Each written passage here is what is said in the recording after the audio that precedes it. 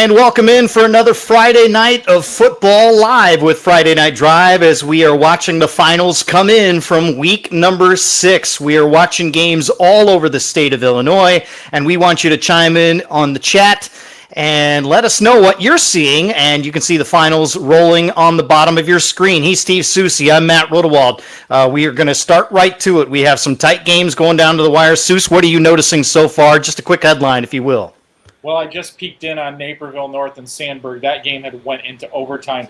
Naperville North scores in overtime, converts the two-point conversion to knock Sandburg from the ranks of the undefeated with a 36-35 win. All right, so Sandburg drops to 5-1 on the year. I am watching at Burgess Field in Geneva, Batavia and Geneva going to overtime, which turns into a really interesting swing game right now. Kind of thought Batavia would be a favorite in this one. Geneva's hung tough the entire way here, and so they are heading to overtime. This is the first overtime game that these two have played since 2003, just the second in the 107 meetings between these two so far. So we'll keep an eye on it. It's been an interesting night in the Duquesne. Can we start there, Mr. Soucie, before we get into Brother Rice and Mount Carmel? Because St. Charles North had a hard time fending off St. Charles East. Looks like they're going to be able to pull off a win. And Wheaton South able to kind of sneak away from Wheaton North for a little while. What do you make of what you're seeing tonight in the Duquesne? We talk about this a lot in this conference. It's just one of those situations where it feels like every week we're going to get 3 or maybe even all 4 of the games that are in league play that are going to kind of be dogfights. It's just the way it is. I am surprised that St. Charles East was hanging there with St. Charles North, obviously, but that's just kind of what seems to happen in this league. The old cliche, throw out the records. I think it's no more apropos than it is in that conference. I'm watching United Township hang with Quincy right now with about 4 minutes to go. In that one, it's 23-21. That's at UT in East Moline.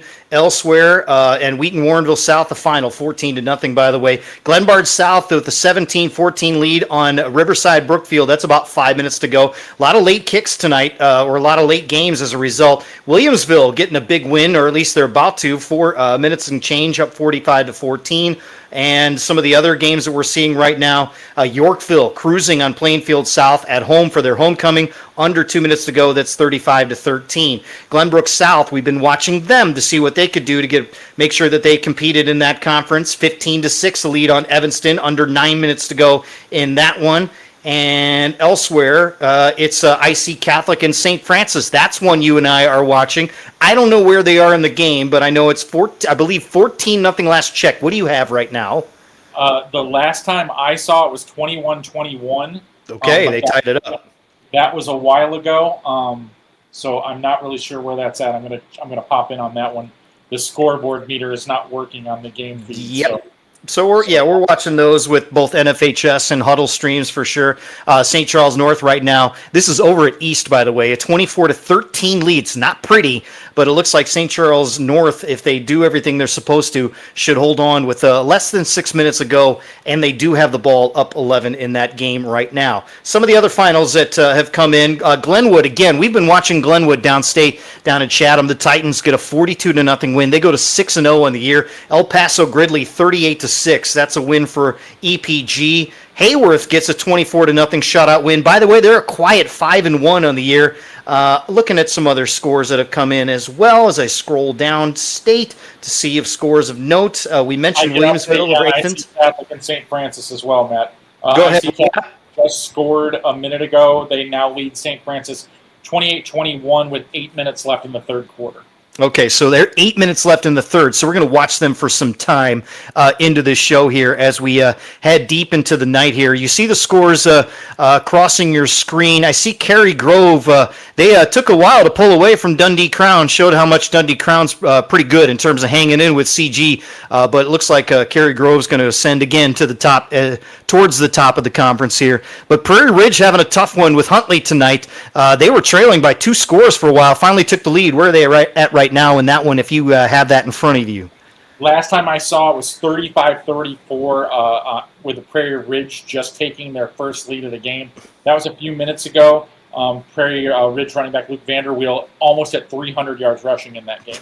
One of those nights for the what I presume to be the All-Stater, Luke Vanderweel, at least the Conference Player of the Year or the McHenry County Player of the Year for sure. Back at Burgess Field, Geneva has the ball first in overtime. Again, it's 10 yards. You and I have seen a couple of overtime games tonight. I've said this a couple times in the air, and the first play is incomplete, so we'll keep an eye on that. I'd like to see the adjustment, and this would be an NFHS conversation, not an IHSA conversation. Would love to see the overtime rules instead of from the 10 to the 15-yard line so that it forces a first down type conversion question as opposed to the second possession being a couple kneel downs and a field goal if you get a defensive stop. What do you think about overtime from that standpoint? Have you ever thought about what that could be like if it's like a first and goal or first and 10 from the 15, what that could do like on a 3rd and 3? Yeah, I haven't really given that a lot of thought, to be completely honest with you. I've always kind of, with the 10-yard fight is what I call it. That's the nickname for it. I've always thought that's a beneficial process to guys that have somewhat productive kickers in that situation. Because it feels like we get into a lot of these overtime games, especially in the smaller classifications, where it's like you got to score a touchdown or you're done because you don't have the confidence in that field goal kicker even from that distance. So it becomes kind of a little tricky balancing act. I'm not sure what that would do in terms of changing things. If anything, I think it might increase the likelihood for those touchdown-based teams. They have the opportunity to play 4 downs to get to that first down and then get another 4 downs. So that's just kind of my snap take on it. All right, it's a 3rd and goal for Geneva. They are running the fake end around, and they got stopped at the 1-yard line, I believe, on 3rd and goal. So here you go. If that was a 3rd and goal, a 3rd down and or setting up a 4th and 1 from the 6 as opposed to a 4th and goal from the 1, what's your decision there? Do you go for it? Do you take the points and then gamble with your defense? That's where I find this interesting. So let's see what Geneva does here. They've gone for it a couple times tonight. And again, I don't want to hog this show too much with this game just because it's a rivalry game and the fact that we've seen so much history between these two teams. But the last time, the only overtime game in this series, Souce, was a 4 overtime classic, Week 9, 2003. Both teams going in at one team 5-3. Oh, actually, both teams going in 5-3. Geneva lost that game and missed the playoffs based on points. So that was a sequence of for the ages in a downpour, no less, too. So there's a timeout before 4th and goal. Let's a chance to reset here, and we have some highlights that we want to show you from tonight. And let's check around what's going on around the state. Week 6 live with Friday Night Drive.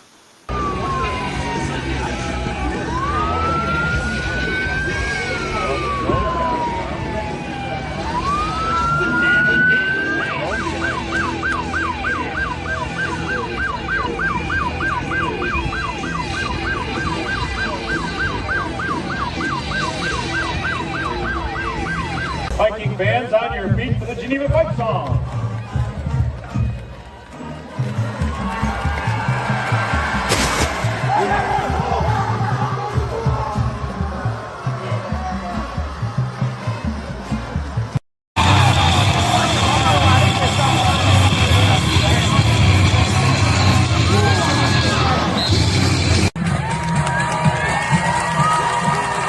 Here come the Red Devils. Hall versus Princeton. Doesn't get any better than that in Bureau County.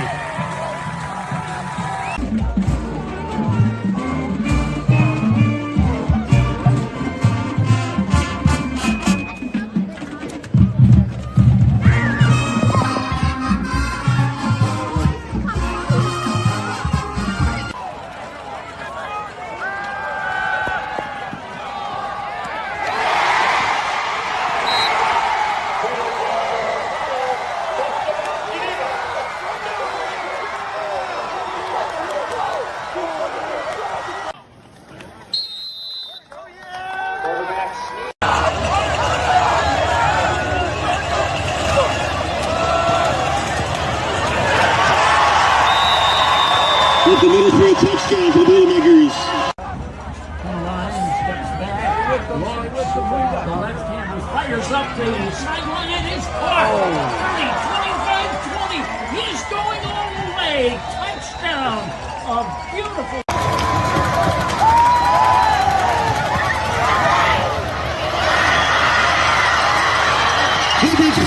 Touchdown, Knights! Justin Cash!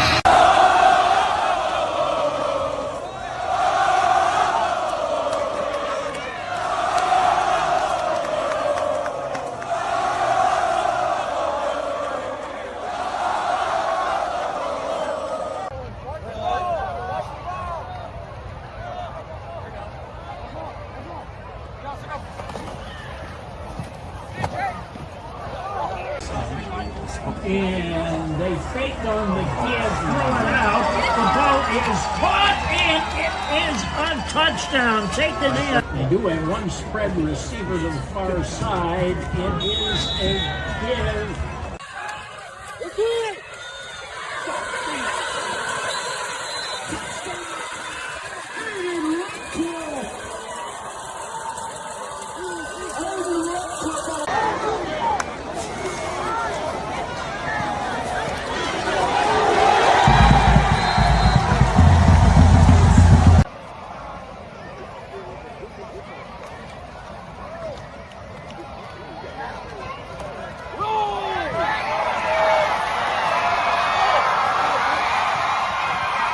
Touchdown, Tigers!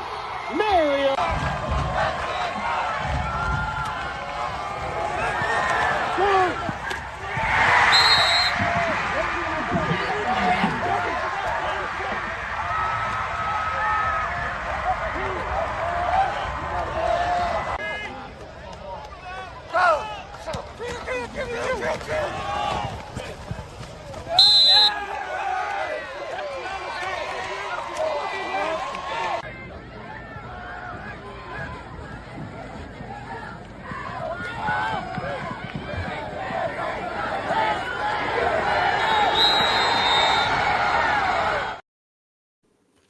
Those are the highlights for Week 6. What jumps out when you look at those for this evening?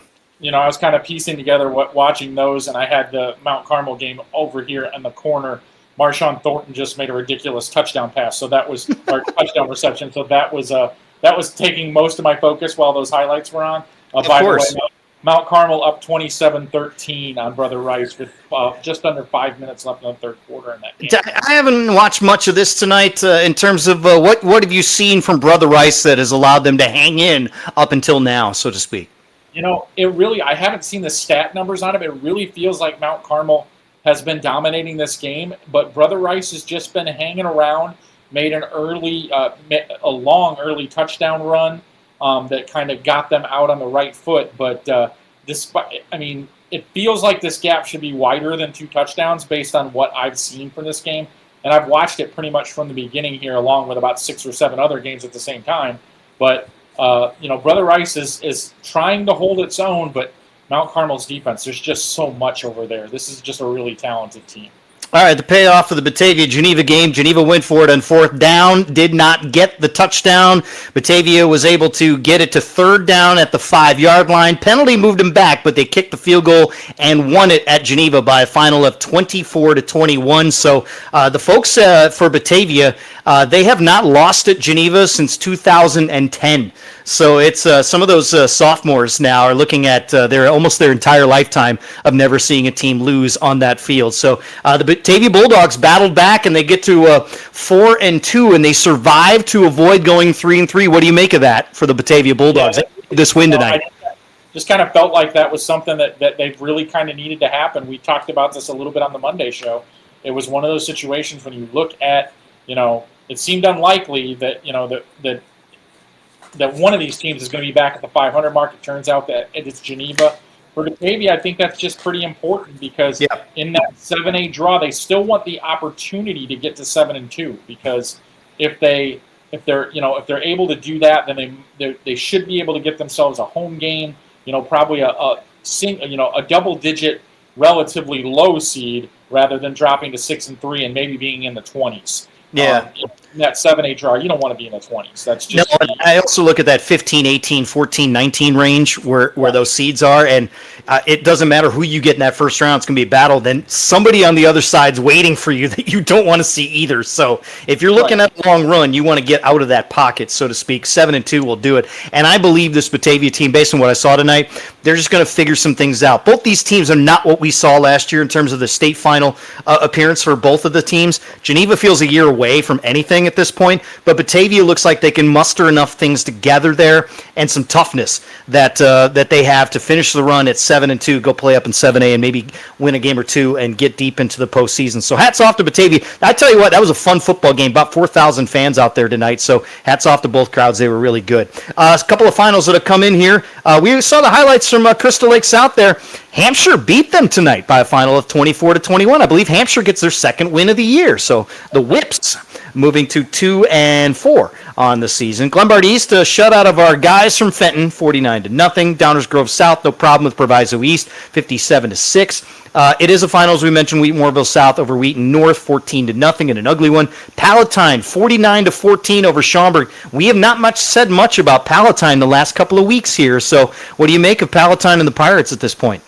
Well, to be honest with you, that was a bounce back that they really needed because they have taken some not so close losses over the last couple of weeks to teams that I thought that they might be a little bit more competitive with. Maybe not necessarily win, but some lopsided losses over the last couple of weeks for the Pirates. So for them, they really needed to get that game to get bounced back in because their conference, like we talked about before, is pretty deep. So you got to get those wins when you can get them. They still look like they've still got a little they got a little work to do just to get themselves to playoff qualification against some pretty good football teams. So that was, in my mind, that was a must-win for them. Another game that just went final that I know we were both kind of keeping an eye on in Central Illinois.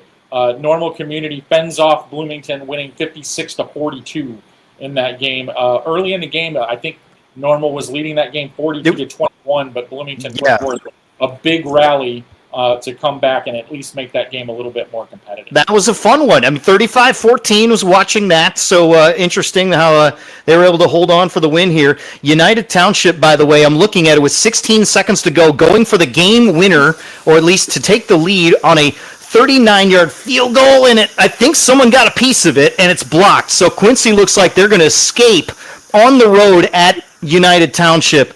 It's going to be 23-21. Either he duffed it on the turf or somebody got a hand on it at the line. It looks like he may have just came up short on that one, about 10 yards short. But United Township, they're going to drop to, 4-2 on the year? Good start for them, but Quincy's kind of had a nice couple of years. They've hit some road bumps this year. This is going to be a nice win for them to kind of get back in the groove. Yeah, it was one that I definitely think, oh boy, I just caught another score that's interesting. I'll get back to that in a minute. But definitely kind of one of those Western Big Six games that you feel like maybe if it goes the other way, you've really got a momentum swing going on. It's a game that I thought that they should win tonight. I'm surprised it was as close as it was. But, United Township seems to have been on the brink of getting one of these wins for a couple of weeks now. And then had the loss last week that I think was a little bit surprising. I thought they would win that game, and they didn't. So right now they're just looking for another one. Did he make that? No, he did. I was watching the Brother Rice game out of the corner of my eye, and I thought a kid made a one-hand catch, but he didn't. So you're watching that. I'm trying to figure out a final from DMAC and Gibson City, Melvin Sibley. I'm looking at a bunch of numbers here. Can you get a final for me on that one just to make sure? I'll see if I can find it. That's what I was interested in that. I'm kind of staring at my screen going, is that right? By the way, Riverside Brookfield has the lead now on Glenbard South, 21-17. Glenbard South has the ball with 38 seconds left near midfield around the 45-yard line. So we'll see how this finish out. Lockport won in overtime over Naperville Central tonight, 14-7. So both Napervilles going to overtime this evening, and both of them have very different results as a result of that. What else are we seeing that it's catching your eyes? I'm going to keep watching this RB Glenbard South finish here. The score that I was mentioning that I caught when I was going through some of here right now, Casey Westfield ended up winning 50-34 over Marshall. That was a game that Casey Westfield was trailing all game long, And it appears that they must have scored about 4 touchdowns in the fourth quarter, because at one point they were down 34-28, and I think that game was in the fourth quarter when it happened. So a big rally from Casey Westfield to protect that undefeated season to this point. So that was the one that caught my eye when I was going through some of these things. So definitely, once again, and also as a general overview, another huge night for scoring. There are big scores all over the place tonight. Yep. And that was something we had talked about on Monday. By the way, it was 4th and 2 for Glenbard South, trying to get the first down to the 46, but pressure came through it, and nearly an amazing catch on the sideline. But Riverside Brookfield is going to take over on downs and presumably win. So RB escapes that one on the road. Just saw this final on the text here, or on this in the chat. Joe T correcting himself. 28-14, LaSalle Peru over Ottawa. I forget. Is that the continuation of the streak, or is that the flipping the script? No, that's the continuation in the 2-game series that they've been playing for the last couple of years, yes. I believe it's the 14th meeting in the last 5 years between those two teams or something like that.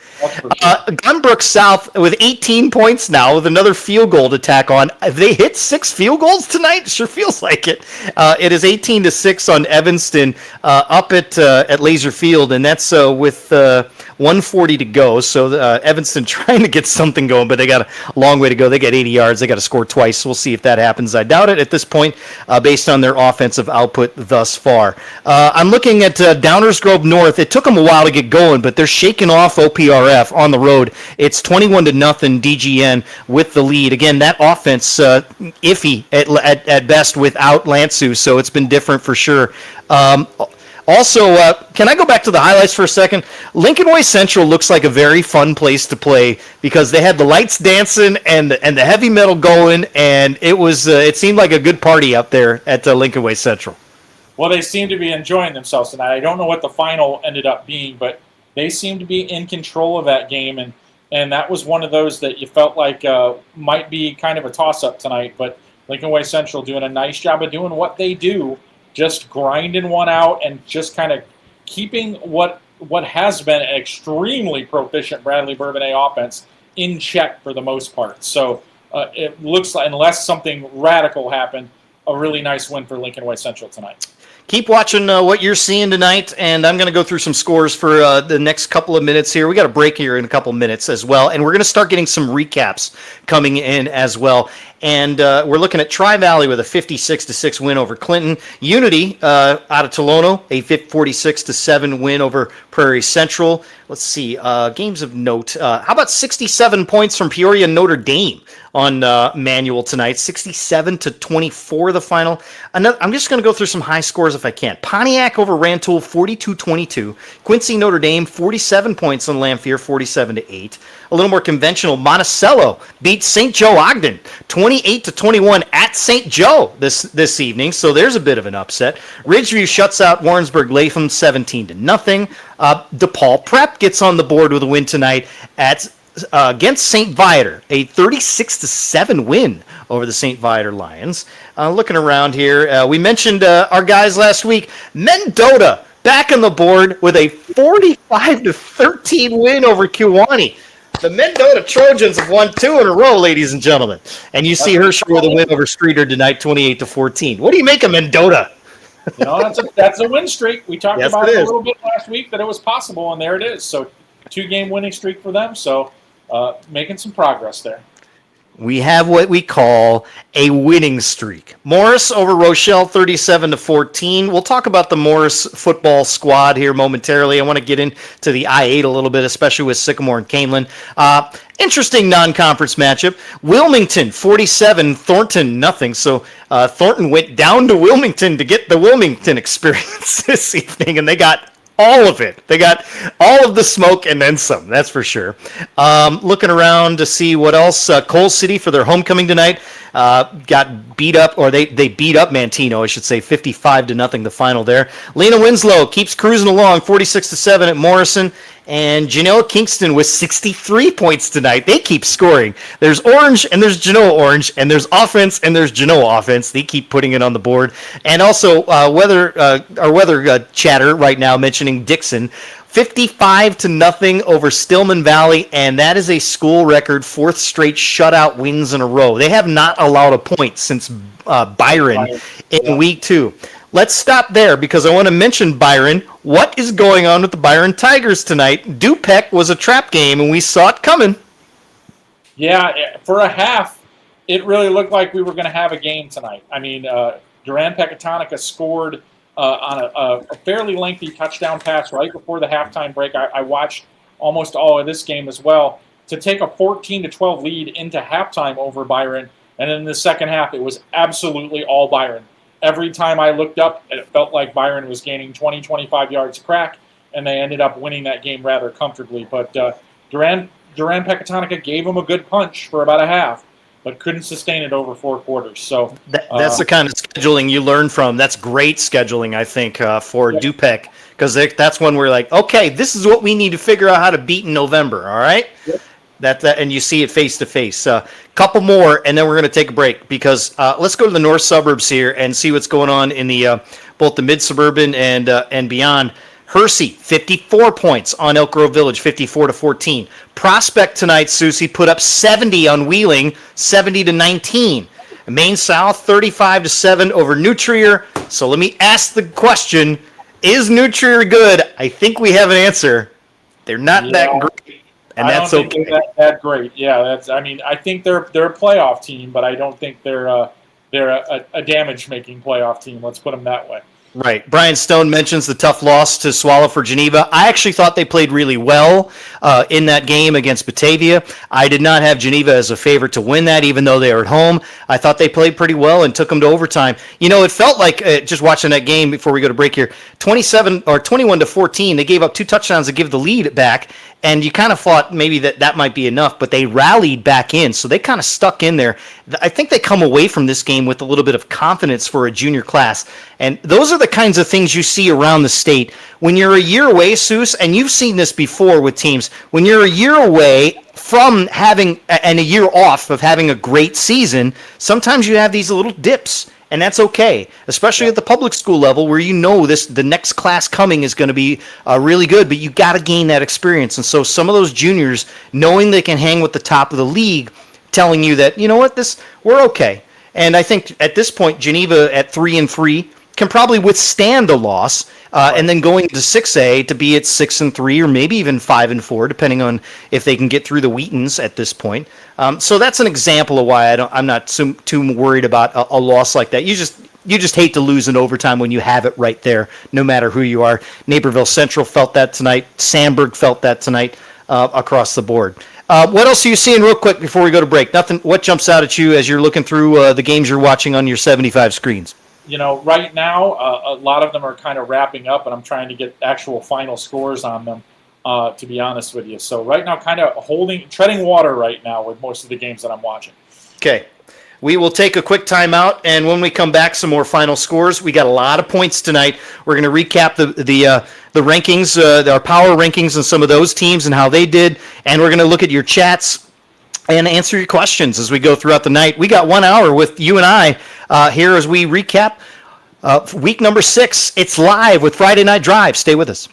SGKR Injury Attorneys tackles the toughest cases. I'm Matt Rundio. When life throws a flag, we go on offense to protect your rights. Don't get sidelined. Score a touchdown with SGKR. Visit us at sgkr.law. At Oliver's, we are proud to serve our community. We serve up great customer service, quality products, ease of shopping, and we serve up delicious barbecued sandwiches at our fundraiser cookouts. So stop by Oliver's, 748 North Brenton in Dixon, and help fund our local clubs and events. In Illinois and into Iowa, the story of Shaw Media is a story of trust. Since 1851, we've been informing, connecting, and reflecting the communities we serve, large and small, rural and urban, suburban, and river towns alike. With dozens of local newspapers, radio stations, magazines, and specialty brands like Friday Night Drive and Starve Rock Country, we meet people wherever they are. We shine a light on local government. We celebrate Friday night touchdowns. We tell the stories that shape your day, from neighborhood heroes to the Chicago Bears. But what truly sets us apart? It's our people. The award-winning journalists, broadcasters, and storytellers who live here, work here, and care deeply about what matters most to you. We don't just report the news. We're part of the fabric of the places we serve, from the Mississippi to the Illinois, from the Fox all the way to the chain of lakes. Trusted for generations, still earning it every day. Shaw Media, your most trusted local source. We are back for week 6 here for Friday Night Drive. Most of the games are final. The 7:30 games are at least getting down to the middle portion of the fourth quarter and down to the end. You were watching Mount Carmel and Brother Rice. Where are they in that game as you're watching that one? Early fourth quarter, Mount Carmel holds a 27-13 lead. Brother Rice had just had the ball in the red zone, but came away with no points. And I have a feeling that might be enough to almost put this one on ice, because I think they needed to come away with points right there. Had an interesting night in the Duquesne. Do you have a Sycamore Canelan score? That's one I was trying to keep an eye on here, as Canelan had a good lead, and I believe they pulled away and finished that one over the Sycamore Spartans for their first win over Sycamore since, I believe, 2017. So either way...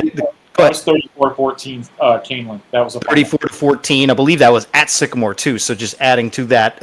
And where do you make what that conference looks like? Because Morris did some damage tonight over Rochelle as well. They're the dominant school. Let's throw some flowers in Morris's direction. Yeah, it really looks like Morris is clearly in the driver's seat there.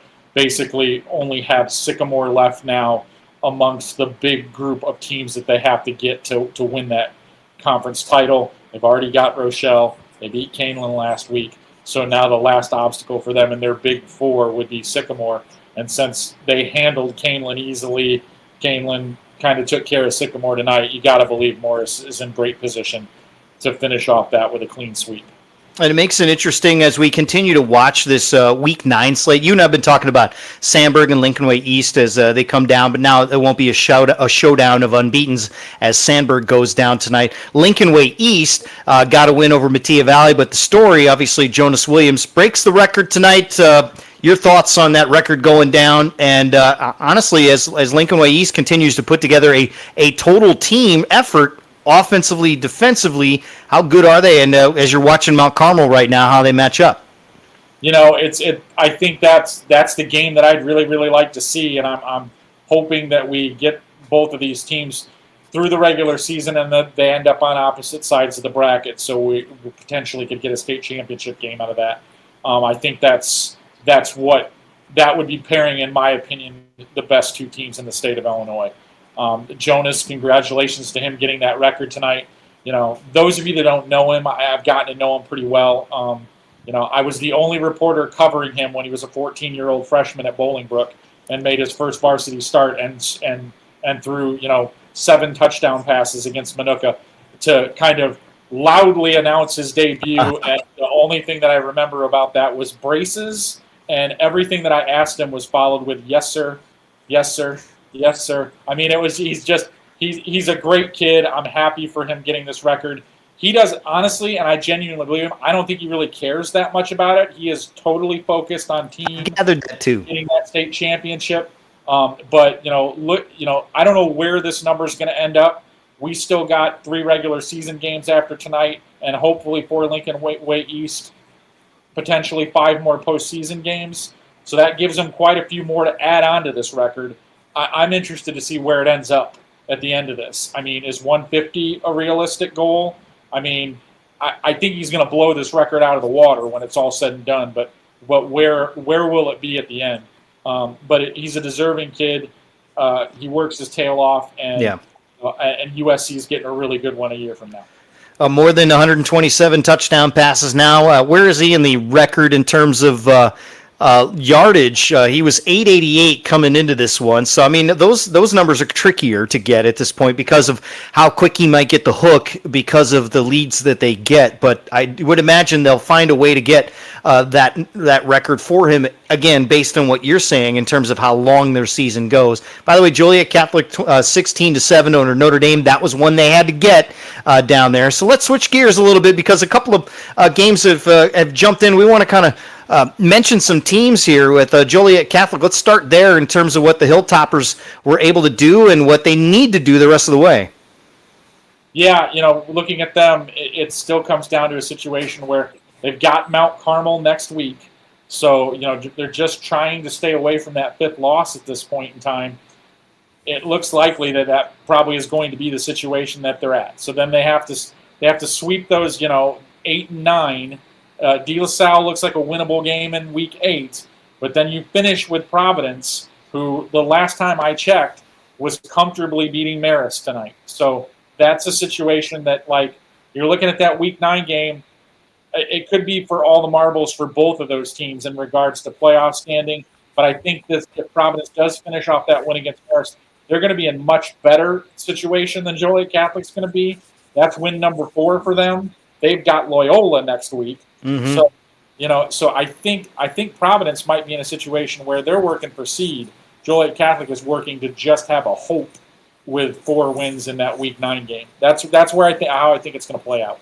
One team that's caught my attention over the last couple of weeks and quietly, and they're on the other side of the rugged West Suburban Conference, is Addison Trail, and they don't have the spiciest of schedules, but they keep winning, and they win tonight over Leiden, and it's not close, 46-6. They're a team that you've seen in the seeds in Class 7A they'll get a generous seed because of their record. We just don't know how good they are and what they can do in the postseason. I know the Parpets aren't running the program anymore, but I tell you what, Addison Trail, seeing them in the postseason, it seems like an unknown that I don't want to know about if I'm another team. Yeah, it's interesting with the kind of imbalance in those 2 leagues. Addison Trail over the last couple of years has put up a pretty good record because to start the season, there are probably 4 or 5 games on their schedule right now where they're further advanced in those programs in their conference. There are 2 or 3 programs that are kind of at the top and then a pretty wide chasm. So starting out the season, they know they've probably got 4 or 5 wins in the books in most seasons. Obviously, every once in a while, one of those teams might jump up and get them. But Addison Trail, they're hard to figure out because they only have that 1 crossover, and their non-conference games aren't usually what I would classify as big indicators of what they actually are. So you're right. I think they kind of go into that situation a bit of a wild card to any possible playoff opponent because it's hard to get a read on them because a lot of the competition they face during the regular season, frankly, isn't all that good. And some of the teams that they do have that are competitive, the Willowbrooks, Downer Grove South, those programs that are at least playoff caliber type teams, they tend to have pretty decent games with them. So, where do they really fall? It's hard to tell. And I'm watching Montini and Carmel right now. It's about 9 minutes to go in that one, so there's a long way to go. But it's Carmel with a 41-35 lead as they're about 3 minutes into the 4th quarter here. What do you make of what you're seeing up in Mundelein here? Because Montini, we talked up Montini quite a bit in the show the last couple of weeks, but we have not mentioned a lot about Carmel. The Corsairs are still pretty good, and they're showing it tonight. Who's leading that game? I thought I saw the scroll. The score flipped on that. I have Montini with a 41-35 lead, but Carmel right now about going in. They're inside the 10-yard line. Huge second half rally there for Montini because they were actually down pretty substantially earlier in that game. I had kind of actually forgot that was happening in the shuffle. Hey, that happens on this show. We got a lot going on here. That's kind of the idea here.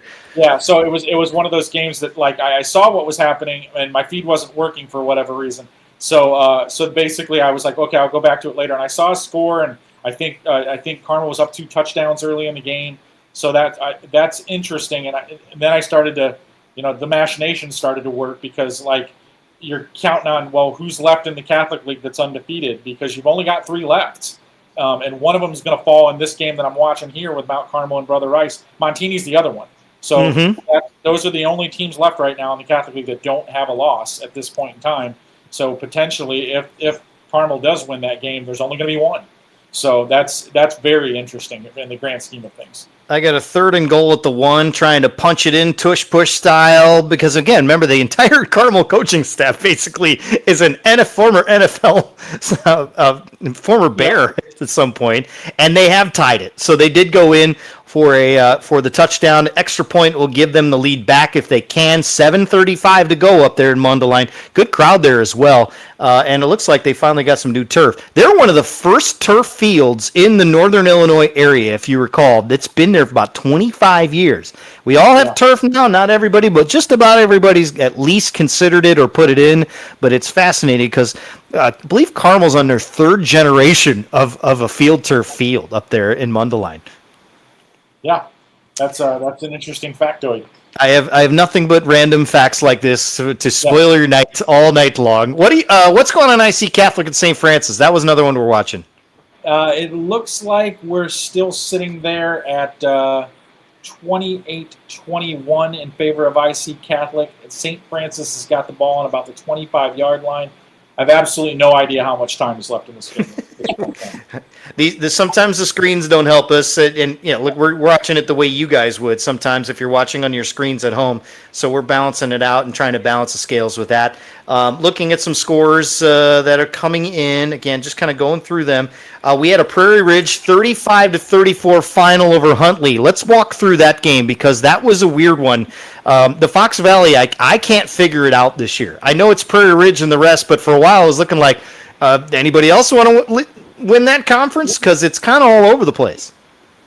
Yeah, that game tonight, and we had text conversations about it early.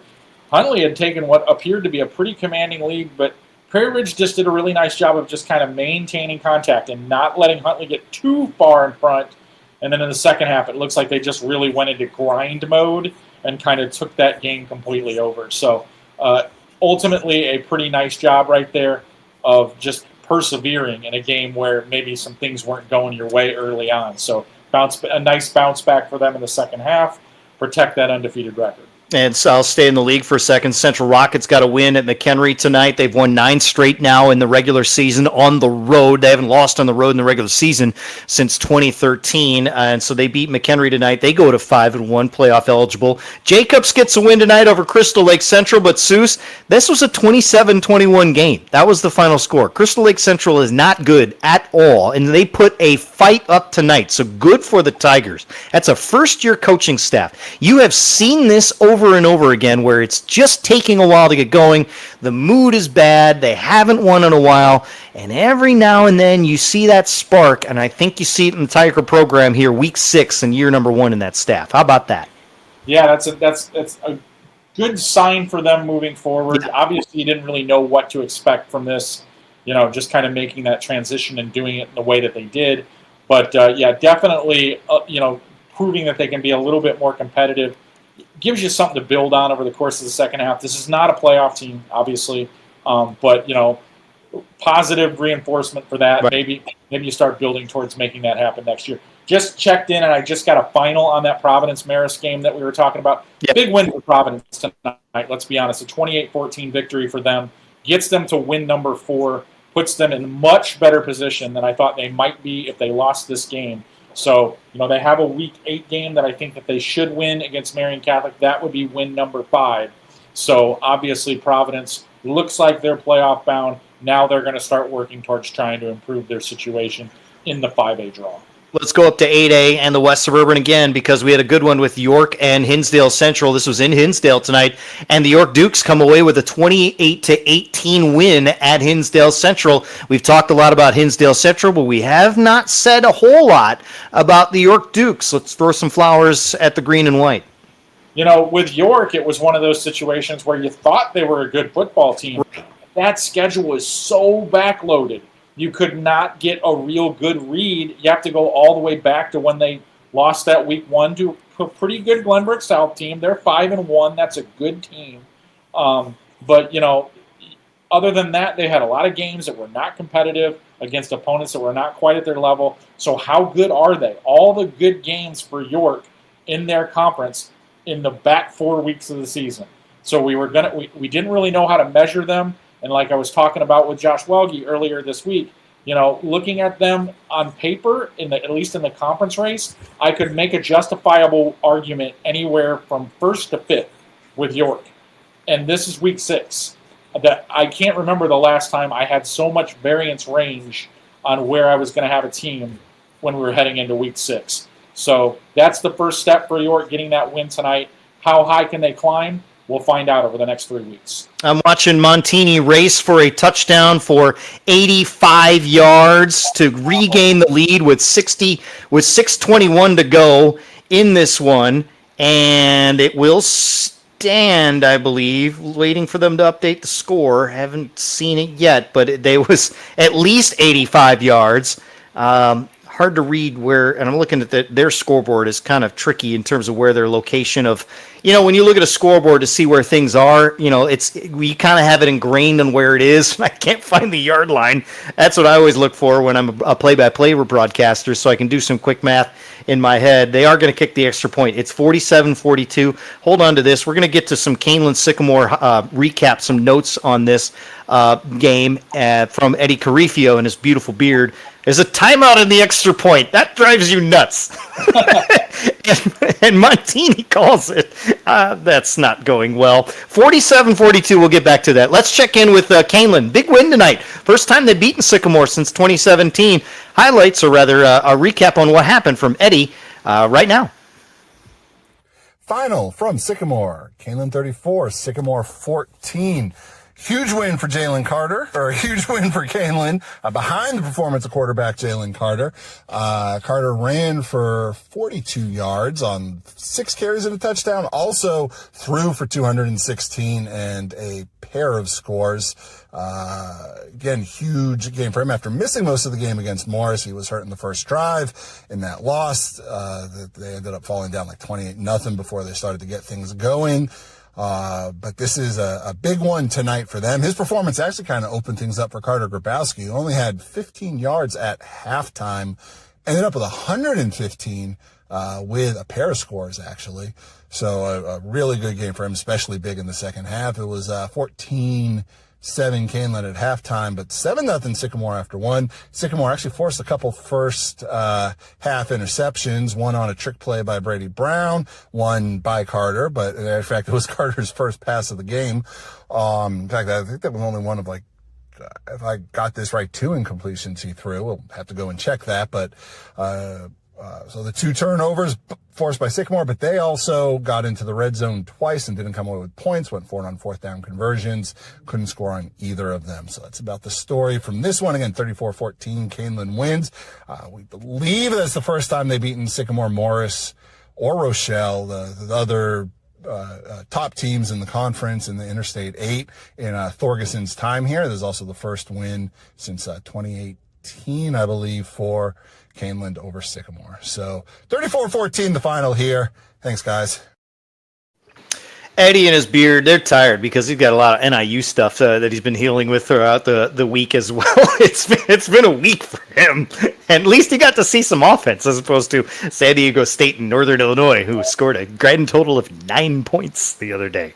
Let's move on from that and check in with Batavia and Geneva. Before we do that, I want to tell you that Montini called that timeout in the extra point. Why? Makes sense. They changed their mind. They went for 2 because it was 47-42. They completed the pass short of the goal line. Did not get it. And so now it's a 5-point lead, 47-42, as they kick off to Carmel. And that's going to sail into the end zone, so Carmel will have it. We'll keep an eye on this one. Let's go back to Batavia, Geneva. The second overtime matchup in 107 meetings. I was standing with Joel Bennett, and he and I were having a good time. Let's see how this one ended and his recap of it as he was there at Burgess Field. Joel Benz with Friday Night Drive. I'm out here at Burgess Field where Batavia just defeated Geneva 24-21 in overtime in the 107th matchup between the two programs.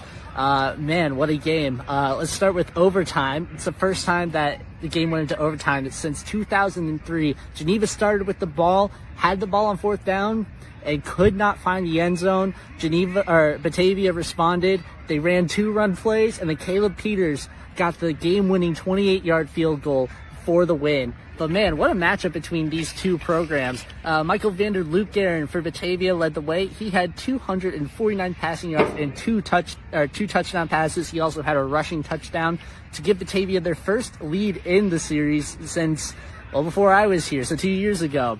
On the other side, Geneva had some pretty good plays as well. Ben Peterson finished the game with 336 passing yards and two touchdowns. Bennett Conkey was on the receiving end, 159 of those, and a touchdown. Luke Ignafo had 100 receiving yards as well.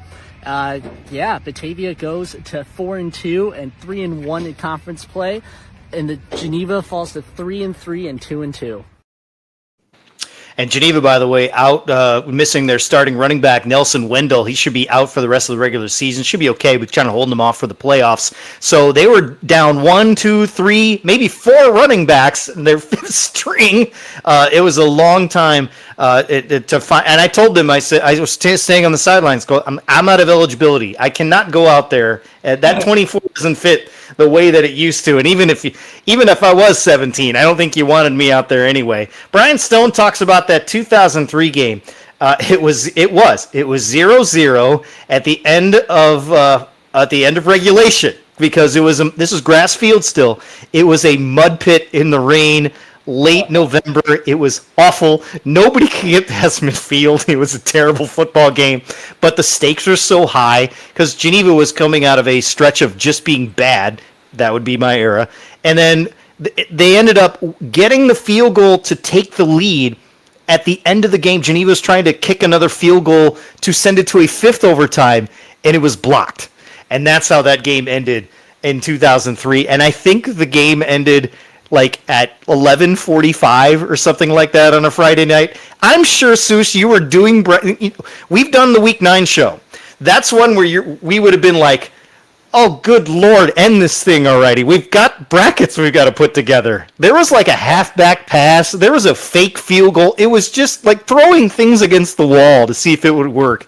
Just one of the strangest games I've ever seen. So, just fascinating factoids.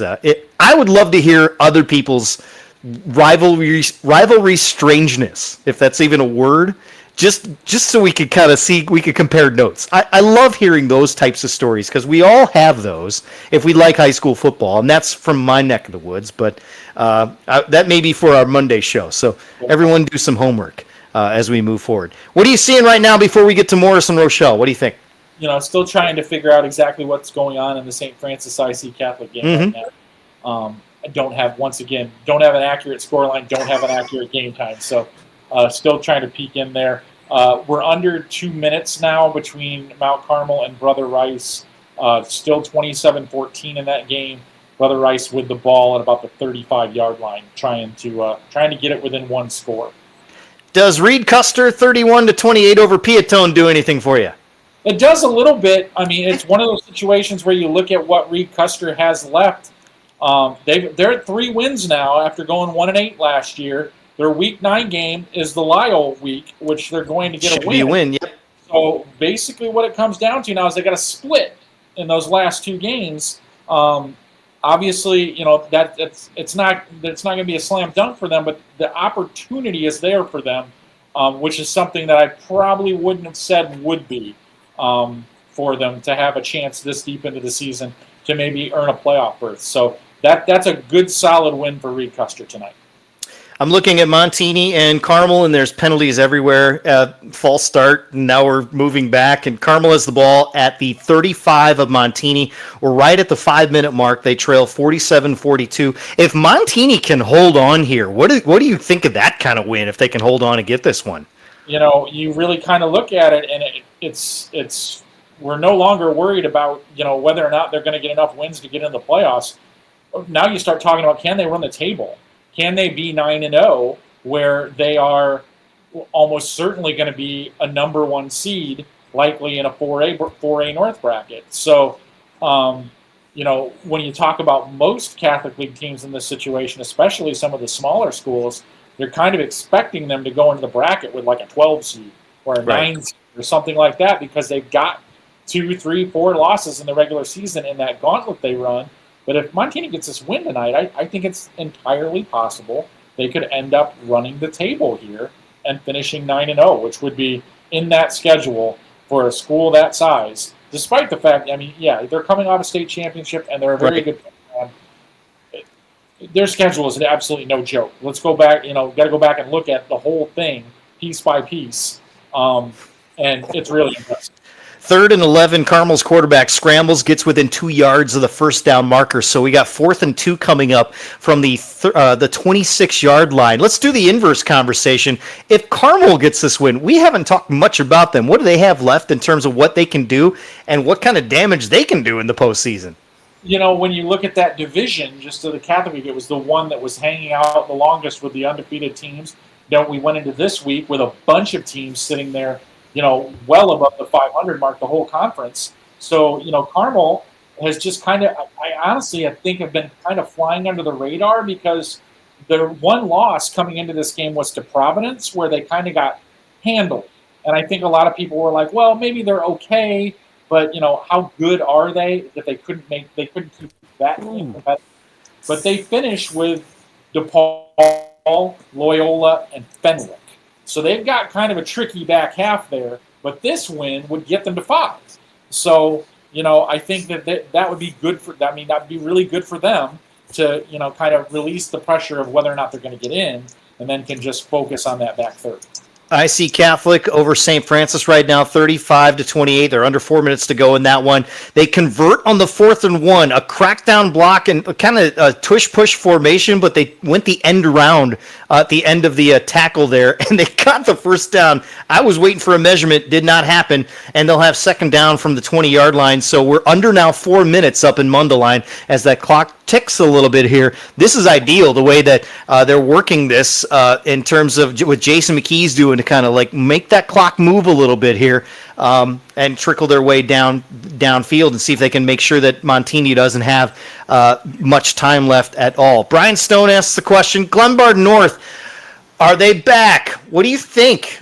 Glenbard North, and I can't make of, the reason I bring this up because of what they did to Bennett, so to speak, and then Bennett turned around tonight and was looking good against St. Pat's. What do you think about Glenbard North? I haven't seen a final. I'm presuming they won this evening against Lake Park. That sounds about right. I don't have it in front of me yet either. I'm going to work on that right now. How about that? Okay, that would make them 4-2, Mm-hmm. but the Who do they have left? The back end of the schedule is a problem. Geneva, St. Charles North. Week 9 could be the pivot against Wheaton North, but I mean that's not a great schedule if you're looking for a win. But the Week 9 might be there for them. So, and also, by the way, the Mount Carmel Brother Rice game has gone final. That's 27-14. 27-14. So Mount Carmel continues on, and Brother Rice drops to 5-1 on the year. East St. Louis getting a win over Edwardsville. I don't have that score, but I know it's by a lot to a little, put it that way, based on what we're seeing from Slot King.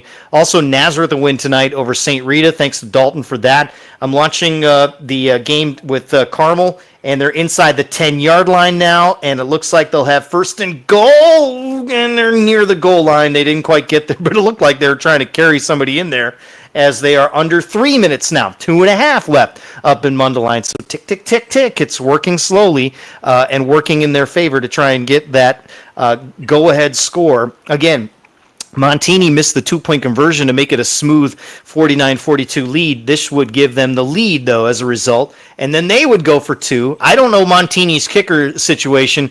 It's always been clutch, historically speaking, Montini. I can tell you that from history. They always seem to have one. By the way, Weather on One talking about Sterling getting a win over Almond tonight, 55-13. Almond sort of working their way back to a program, so to speak. Geneseo, I think, did they get a win too? And so those two play each other next week. That should be fascinating. Yeah, they were winning comfortably earlier the last time I saw, so I would assume that they got a win. Carmel goes in for a touchdown, 1:58 to go, so they're up 48-47 now on Montini as we get close to the end of that one, as we reach closer to 10:30. What else do you have on your screen right now, sir? I still, the last one that I have active up there is the IC Catholic game, which it looks like we're still moving along there and kind of winding this one out. I'm just kind of keeping an eye on that one pretty much. Most of the other things that I have up on the board are finals. We were hoping our ZBs would make some noise in the league. They did not. Lake Zurich, 31-0 over Steinbetten. I did recently find a couple of finals that I actually found pretty interesting from some of the smaller school ranks. Hope Academy held off Yes. Wheaton Academy in the final seconds with a 28-21 victory. Another one that I was kind of keeping an eye on just because I was interested to see how it would come out. Seneca with a 43-26 win over Ottawa Marquette. Now, what do you make of that? You and I talked about how that could be a tricky game for them coming in. Marquette always seems to be competitive for sure, and Seneca keeps on rolling. They're undefeated still, 6-0. Yeah, they are, and when I look at what they have left on their schedule, at the beginning I was kind of looking at that Week 8 game with St. Joe Ogden as maybe a potential obstacle. St. Joe Ogden got to beat again tonight. They've got 2 losses, so maybe I'm starting to think maybe I got to flip my thought process on that. Maybe Seneca can run the table here and get themselves to 9-0. That's right. That's a Week 8 game. I was sort of watching and listening at the same time. Is that correct? Yeah, correct. Okay, yeah, so Week 8, and that'll be intriguing just to see how that looks, because you just never know on these things. And this is where we go. How good is Seneca? We do this question every year in terms of that. Not like New Trier. We just know they're good. We just want to know how good they are in terms of Seneca. I like Steve's question. Why doesn't Lincoln Way East play East St. Louis? Well, we had an opportunity, or actually there was Loyola, but there's one of those things where you just got to get them together. And the reason why they don't play each other, Suze, is because we haven't had a chance to invite both of them to the open house of scheduling. So that would be a way you can get that done. 2-point conversion for Carmel, no good. 1:58 to go, 48-47. Carmel with the lead. Montini will get the ball back, assuming they do something with the kickoff. Let's take a quick timeout, come back, get ourselves reset. We know we have some more recaps to go here. Folks, so we wanted to check in with Morris and see what's going on there. We also have an update from Prairie Ridge and Huntley and a recap of Lincoln Way Central and Bradley Bourbonnais. The latter of the 2 games, really, really good games. So we want to hear from those. We'll take a timeout, come back. This is Week 6 live with Friday Night Drive here at Shaw Local. SGKR Injury Attorneys tackles the toughest cases. I'm Matt Rundio. When life throws a flag, we go on offense to protect your rights. Don't get sidelined. Score a touchdown with SGKR. Visit us at sgkr.law. At Oliver's, we are proud to serve our community. We serve up great customer service, quality products, ease of shopping, and we serve up delicious barbecued sandwiches at our fundraiser cookouts. So stop by Oliver's, 748 North Britton and Dixon, and help fund our local clubs and events. In Illinois and into Iowa, the story of Shaw Media is a story of trust. Since 1851, we've been informing, connecting, and reflecting the communities we serve, large and small, rural and urban, suburban, and river towns alike. With dozens of local newspapers, radio stations, magazines, and specialty brands like Friday Night Drive and Starve Rock Country, we meet people wherever they are. We shine a light on local government. We celebrate Friday night touchdowns. We tell the stories that shape your day, from neighborhood heroes to the Chicago Bears. But what truly sets us apart? It's our people. The award-winning journalists, broadcasters, and storytellers who live here, work here, and care deeply about what matters most to you. We don't just report the news. We're part of the fabric of the places we serve, from the Mississippi to the Illinois, from the Fox all the way to the chain of lakes. Trusted for generations, still earning it every day. Shaw Media, your most trusted local source.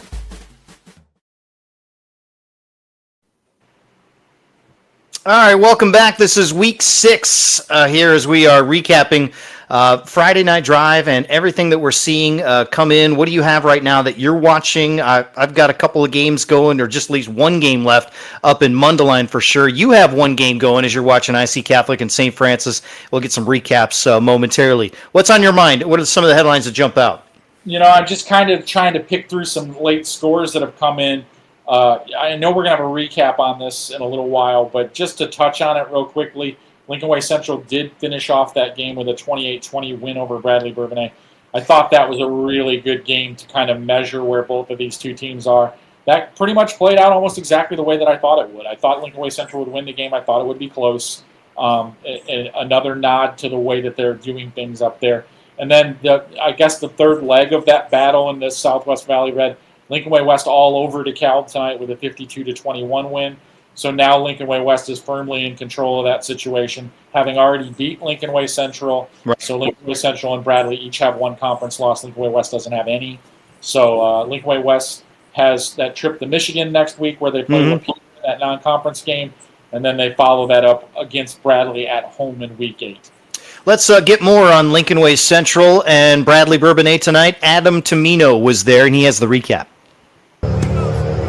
This is Adam Tamino for a Friday Night Drive in Lincoln Way Central, where the host Knights just knocked off Bradley Bourbonnais 28-20. The Boilermakers put 2 scores in the fourth quarter and make it a little more interesting here. Lincoln Way Central was in control for most of this game, getting 2 passing touchdowns from quarterback Drew Woodburn, 1 to Lucas Andreessen, 1 to Justin Cobbs. Cobbs and Andreessen each had a rushing touchdown as well. The Knights defense intercepted Bradley Bourbonnais' Ellis Johnson twice tonight, handing Bradley Bourbonnais their first loss of the season, and big homecoming win tonight for Lincoln Way Central.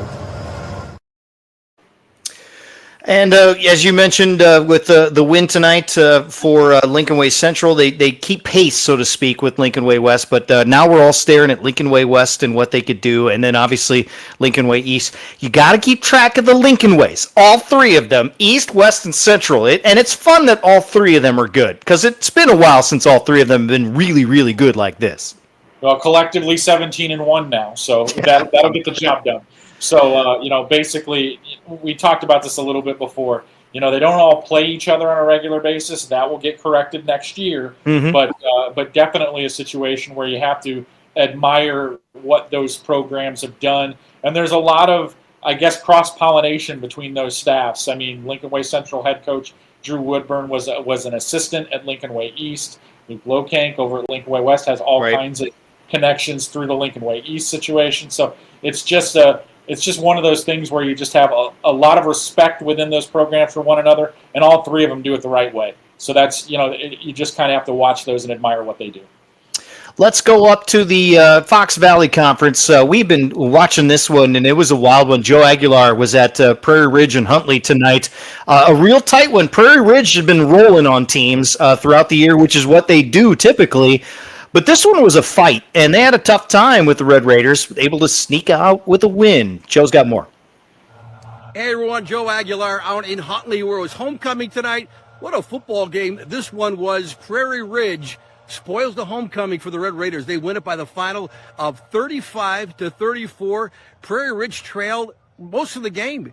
Up until about the final 4 minutes of the game, Luke Vanderweel, another great game by this kid. He's good at football. His 4th touchdown, he ended up running for 282 yards, 4 TDs, 3 long ones, and then an 8-yarder to put Prairie Ridge in front at the end. And then Eli Loading, the defensive back for Prairie Ridge, preserves the victory with an interception at the goal line with 30 seconds left to spoil it. Really, what was a terrific game played by Huntley tonight by both teams. Just fun, fast, wild, 35-34 final again. What a game for the Huntley quarterback. You feel for the kid, 6'5" sophomore Malik Carter threw that interception at the end. Other than that, he was fantastic. Didn't commit a turnover until then. He threw for 289 yards, rushed for 2 scores, had a passing TD, and he really operated their offense almost to perfection here tonight. But Huntley comes up short. 1 point. They've been in every game this year. They're 3-3 now. Prairie Ridge stays unbeaten, the top team in Class 5A. They improved to 6-0, 6-0 in the Fox Valley. They officially clinch a playoff berth. We knew they were getting in. But their quarterback, the great play at the end by Eli Loading on the interception, spoils the homecoming for Huntley in the final. Prairie Ridge 35, Huntley 34. Hey, they gave up some points, but Prairie Ridge's defense is awfully good this year. And then for Huntley, you go. What Joe said is that they've been in every game this year, and they could easily be 6-0 at this point with the way that their schedule's broken down. It shows that Huntley is just that close to breaking over the top. But despite having the enrollment advantage, there's some good teams in this league, and they just haven't been able to put it all together just yet.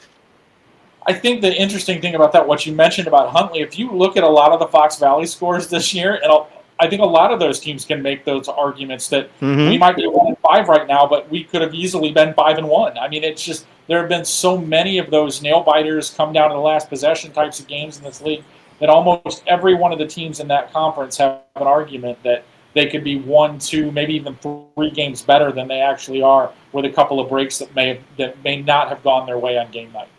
Also, you're getting expert analysis when Joe says something like, he's good at football. That's great stuff right there. Just great stuff. I love Joe. I'm just giving a hard time because it's funny. Because I say that all the time, and usually I'm very sarcastic. It'd be like, Caleb Williams, good at football. that's kind of what I would do in my score days. And the administrative side of it, they loved when I did that. No, they did not. It is bonkers in Mundelein right now. Look, apparently the feed had a 3-hour window. That window closed, so they're just going to keep playing, and I can't. There's no stream, so I'm now scouring the internet and looking at some of the scribes that are up there, including a 90-yard touchdown pass with 1:26 to go. So they answered that touchdown, and Montini's up 55-48 as they just keep going back and forth. Nobody is playing defense in Illinois this year, Souce. They just stopped. Every defensive coordinator losing their mind this year. Yeah, that's something else. Yeah, I'm actually glad that I have this because that would have irritated me to no end, not being able to see the end of that. But and by the way, IC Catholic closed out that win over St. Francis, 35-28. Another Catholic League score that I just came across that is, well, there are actually two that are pretty interesting to me. Yes. Marmion loses to Marion Catholic tonight, 34-20. That's really going to hurt Marmion in their playoff West. That's not a good one for them. So, and then the other one that sparked my interest, St. Patrick closing out a 46-24 win over Bennett. And all of a sudden, that kind of flips that conference race. And I think it kind of leads it towards St. Patrick. So definitely one of those things those are two results that I did not see going the way that they did tonight from the Catholic League. So St. Pat's gets the win. Let's tack that on with the Yorkville win against Plainfield South. And all of a sudden, Yorkville, and we've seen your brackets, and all of a sudden, Yorkville seems to be really high up there. Are they as good as the seed line? No, you know how this goes. But this is just how the seed line shakes down. The reason they're up there is because a team like St. Pat's keeps on winning and adding playoff points to them. It's who you play and how good they are and how many wins they can get. That's a perfect example of it. Yeah, definitely. And, you try to put together that schedule that you can compete in, but also making sure that you have teams on that schedule that aren't going to weigh you down at the end of the year, especially in the non-con with a 1-8 record or a 2-7 record or, God forbid, an 0-9 record, where you're just not getting any additional playoff points for them. Because the difference between scheduling a 5-win team and a 0-win team can often mean as much as 7, 8 seed lines. I mean, that's what we're talking about here, quite a bit. We were watching Normal and Bloomington earlier, and Normal gets the win. The other Bloomington team, Bloomington Central Catholic, 61 on the board tonight against St. Teresa. They get a win this evening.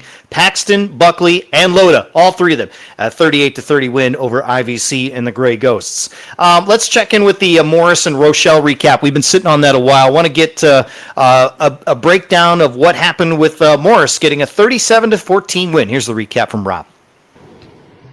This is Rob Osterley with Shaw Media and Friday Night Drive reporting from Morris, where Morris beat Rochelle 37-14 to remain undefeated at 6-0. Mick Smith and Caden Curran each had 2 rushing touchdowns for Morris. Curran ran for more than 120 yards. Morris just out-physicaled Rochelle on both the offensive and defensive lines all night, holding Rochelle to 54 total yards in the first half before pulling most of their starters midway through the second half. The game was marred a little bit after the game. Rochelle's Dylan Manning collapsed on the sidelines and was wheeled off on a stretcher directly into the ambulance. No further word on how he is, but everybody's hoping the best for him. Again, Morris came away with a 37-14 win and improves to 6-0. All right, so our thoughts are with Hub Nation right now as they deal with that. Also up at Rockford Lutheran, a serious injury in the Winnebago Rockford Lutheran. Oddly enough, both teams purple that are dealing with that, but we got word of that as well.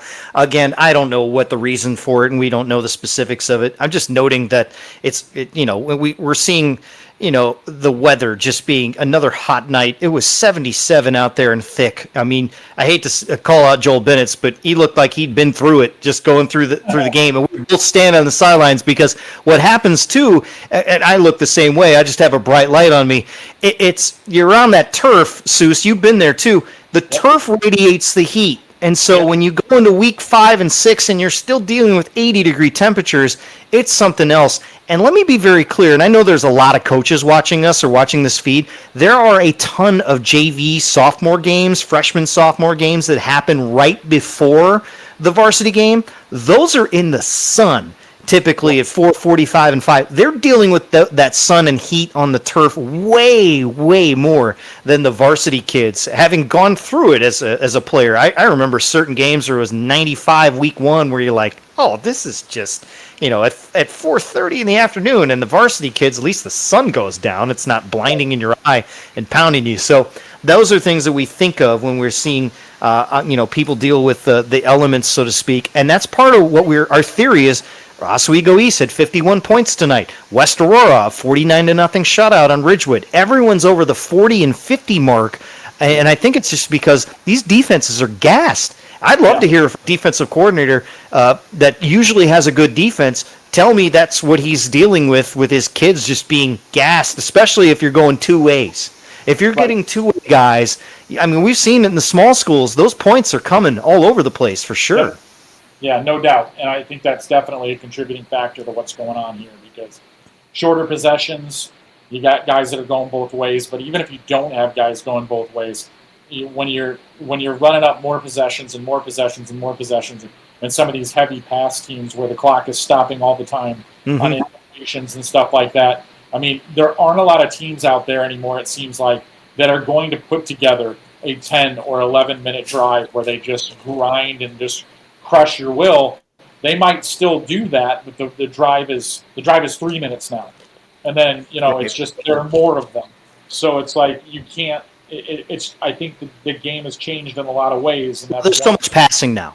Yeah. Yes. And there's also inefficient passing, which means a lot of incomplete passes stops the clock, which gives you more possessions as a result. Joel Bennett and I were standing there, watching the game, and I noted one drive in the Geneva game, and I turned to him, I said, "This is a long drive." He's like, "No, it's 4 minutes." I just assumed it was going longer, but the clock hadn't moved. So that's just an example in a 24-21 game. By the way, West Chicago put 61 on the board on Elmwood Park tonight, 61-6 there. Bartlett 41-2 on Aurora East. I got a fun one for you.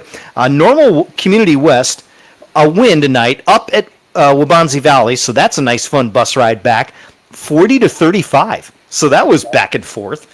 And a wild one for sure. Are there any upsets or any surprises that have caught your eye at this point as you're looking through some of the scores that have come in that we haven't been paying attention to? Well, not necessarily an upset, but a game that I just was looking around for and just found a final on. Fremd with a 35-13 win over Hoffman Estates tonight, so that moves them to 6-0, drops Hoffman Estates down to 5-1. So that was one that I was kind of keeping an eye on just because I was interested to see who came out of that one. I was pretty sure that it would be Fremd. They did so in fairly convincing fashion. So, moving forward from that, so not, I don't want to say it's been chalky tonight, but there haven't been a lot of them that have really thrown me in terms of the outcome. Other than a couple of those Catholic League games, like I mentioned and before. the one that we're still watching because Carmel scored with 27 seconds to go, but Montini stopped the 2-point conversion. It's 55-54. I'm waiting to see if it's gone final. You still have the kickoff potentially for that. Let's wait for that. You and I wanted to talk a little bit about Seneca and Marquette earlier. Brian Hoxie was there for Seneca's win. They got some points on the board as well. Let's check in with the Irish. She's got the recap. Hi folks, Brian Hoxie, Shaw Media, Friday Night Drive. Tonight I was at Gould Stadium, where Seneca was at Marquette in the Chicagoland Prairie Conference game. Seneca led 7-6 after the first quarter, 20-12 at halftime, 35-18 after 3, and the final score was Seneca 43, Marquette 26. The story of the game kind of was the start of the second half. It was 20-12, Seneca had the ball, drove, scored, then stopped Marquette, forced a punt, and then scored again to kind of grab the momentum for the rest of the game. Big star of the game was Seneca's Cam Schrei, 24 carries, 215 yards, and 4 touchdowns. Seneca also got touchdown runs from Lincoln Noble and Gunnar Varlin for Marquette. Their standout was Anthony Couch, quarterback. He was 14 of 23 for 133 yards and 3 touchdowns. And those touchdown passes went to Connor Baker, Bladen Castle, and Easton DiBernardi. So, again, the final score, Seneca goes to 6-0, 2-0 with a 43-26 over Marquette, who falls to 3-3 and 2-1.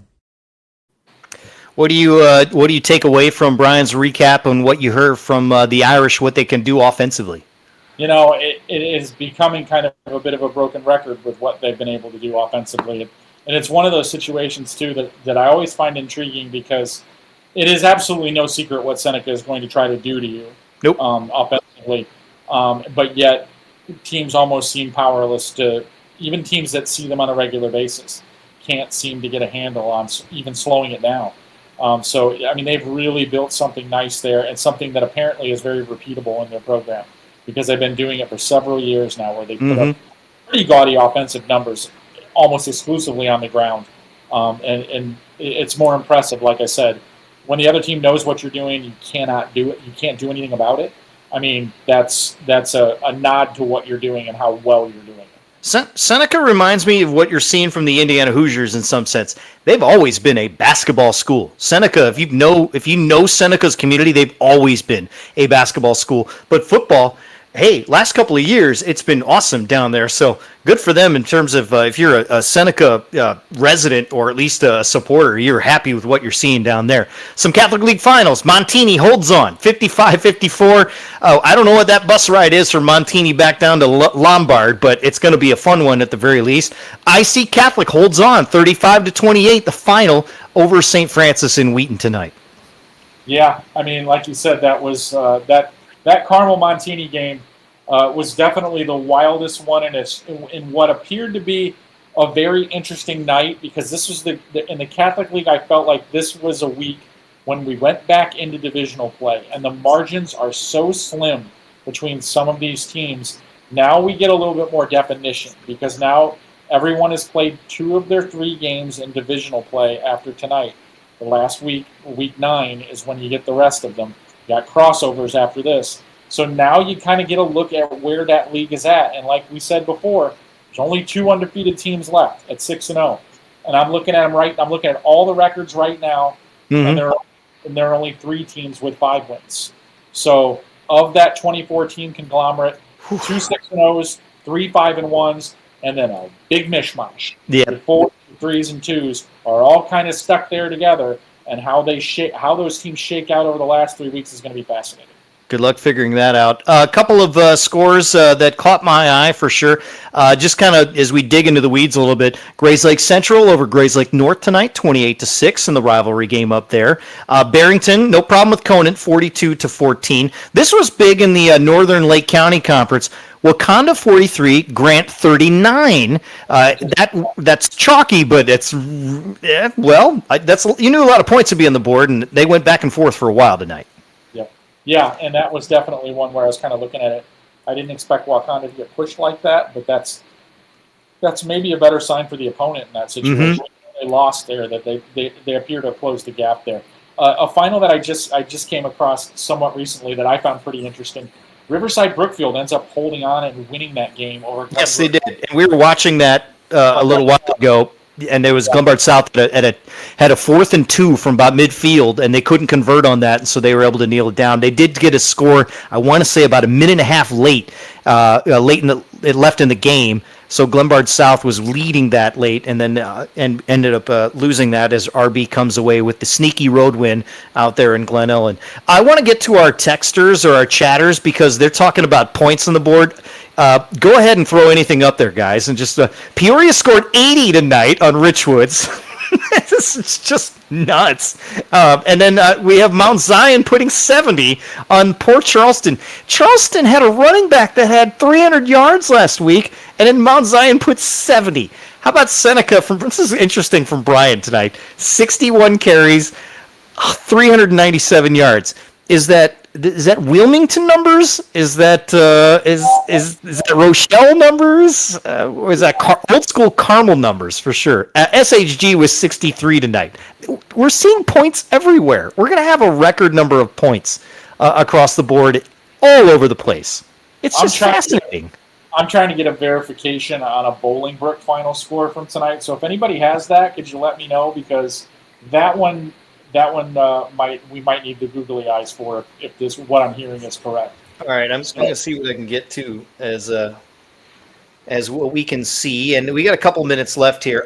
Do we know any losing streaks that have come to an end tonight? Because that's always our favorite part as well, seeing how that goes.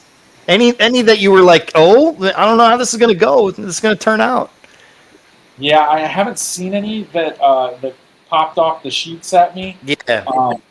Yeah, so I haven't seen any that I thought were notable as far as that group. I never did see a score from a couple of schools that I was wondering about. But no, I haven't seen anyone that makes me think, well, hey, what do we got? So, no, I haven't seen any long losing streaks snapped unless someone's got that information out there for us.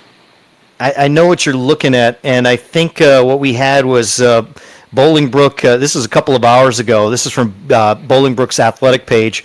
That they were leading Joliet Central 41-0 at the end of the first quarter. Yeah. So I don't know what the final was on that. I assume that got worse. I saw 80+, but I haven't been able to verify. Okay, we're looking for see if Bolingbrook put 80 on the board tonight. Yep. I mean, this is just nuts. And I was at a normal game. Yeah. to see what we've seen around the state is insane. Final thoughts from you as I take off here. Some of the things that I've noticed, and I just want to see how the weather turns and changes the way teams play here in these next couple of weeks, because what we've been experiencing is what they experience in Arizona, in Tennessee, in Texas, in Alabama, in Oklahoma. You see weather like this go this far, you get good football players that you just do. When the weather changes, you start to see grindy teams, and we've seen that historically. But I think this is a fascinating stage for the state of Illinois with this kind of weather that we've seen for the first 6 weeks of the season. I think there's so much offense out there, and I would imagine that there's going to be some scouts and some recruiting that will catch some people's eye over the course of not just now, but in the next couple of years. If we can string a couple of years like this together, people are going to start paying attention to this state, and the NIL money may find its way here. What do you think, Soucie? Yeah, that's interesting. When you kind of look at it, I mean, to be fair, and this is an open conversation about this that we could talk about for a lot longer. Sure. But, the state probably hasn't gotten the acclaim that it deserves for some of the talent that is here. But, like you said, once you start posting those eye-popping numbers and those things, it's hard to keep the attention away, especially in this environment where something can go viral and, in minutes if necessary. Mm-hmm. So, yeah, it's definitely an interesting discussion. I think we need more time to talk about it than the closing few minutes here to really get into it. But yeah, it's definitely an interesting thought. Let's add that to the docket for Monday. Let's see if there are any losing streaks that have come to an end. Before I go, do we have an Oaklawn score? I've got to have an Oaklawn score. Oaklawn's a winner. Yes. Go Spartans. 21-7. Let's go. 21-7 tonight. Yep. And Evergreen Park's been dealing with injuries, so I was wondering how this would go. There it is. Yeah, yep. 21-7. Spartans 6-0 for the first time in program history. Yep. Very nice. Good job, green and white. Glad we could stick that in there. We'll talk more about that on Monday. You keep watching. We're going to show some highlights. And, Soucie, you have a good evening, okay, sir? Sounds good. Thanks, Matt. Next time you and I are together, Monday, 9 p.m. right here on YouTube and, of course, wherever you get your podcasts. We'll see you later. This is Week 6 live with Friday Night Drive on Shaw Local.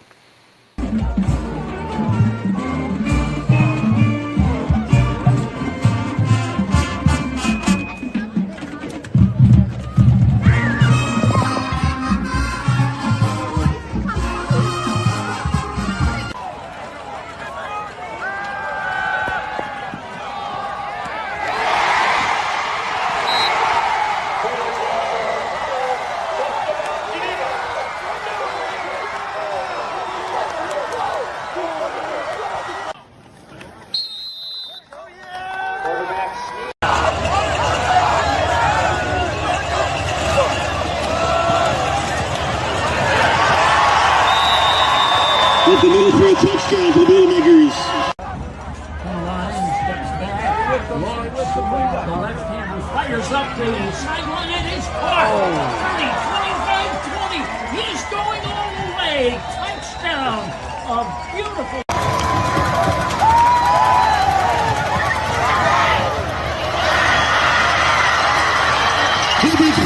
Touchdown, Knights, Justin Cat.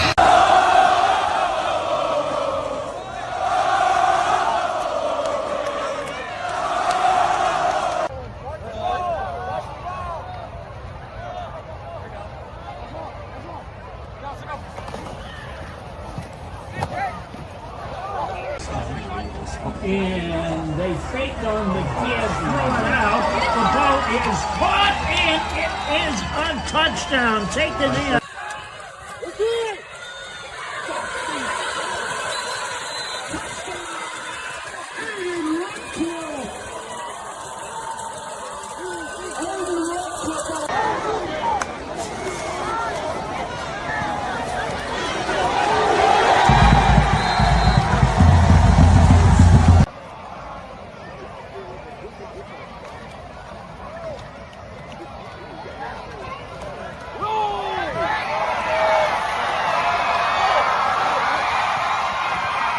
Touchdown, Tigers! Mario.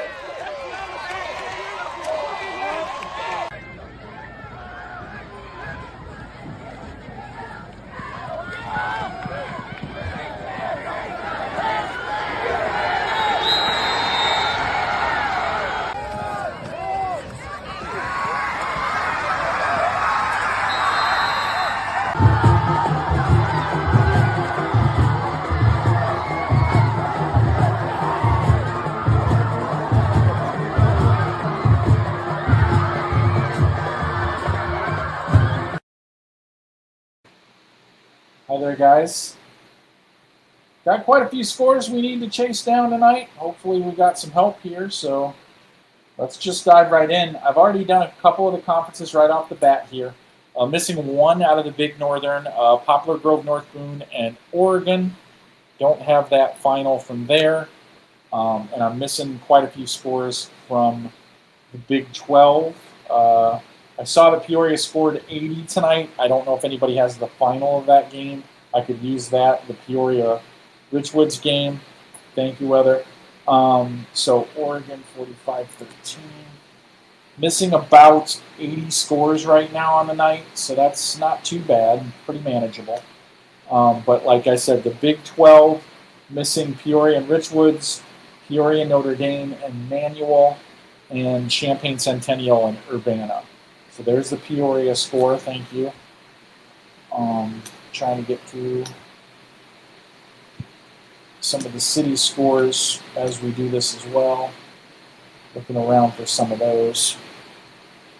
All right, so Peoria Richwoods, thank you for that. Like I said, still looking for Peoria Notre Dame and Peoria Manual, Champaign Centennial, and Urbana. Those are the two I'm missing from the Big 12. Okay. Moving on to the Black Diamond. Johnston City, 46-22.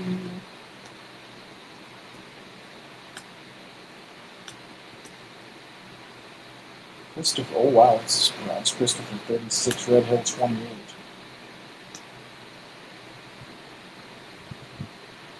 No problem, Levi. Always appreciate your help. Whatever you can do, but if you can't do it tonight, no problems, no worries. All right, looking for Cesar and White County out of the Black Diamond.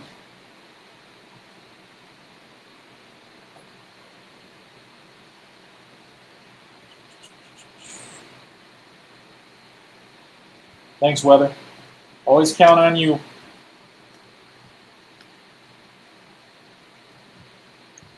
Might have to do your magic with some public league scores tonight. Thanks, Weather. 38-6 for Cessor. Awesome. Okay. County, that one's done. 6:30. All right. So, 2 scores right now: Peoria, Notre Dame, Peoria, Emmanuel, Centennial, and Urbana. Missing those. Moving on to the Cahokia. Street 42, Carlisle, 21.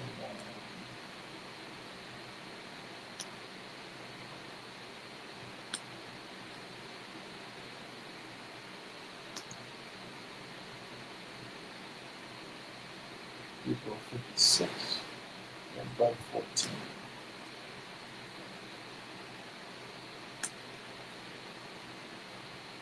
Okay, also looking for Sparta and Westland. So 3 games outstanding: Peoria, Notre Dame, Peoria, Emmanuel, Centennial, Urbana, and Sparta and Westland.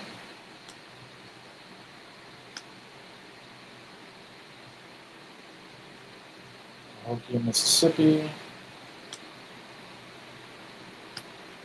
162-0.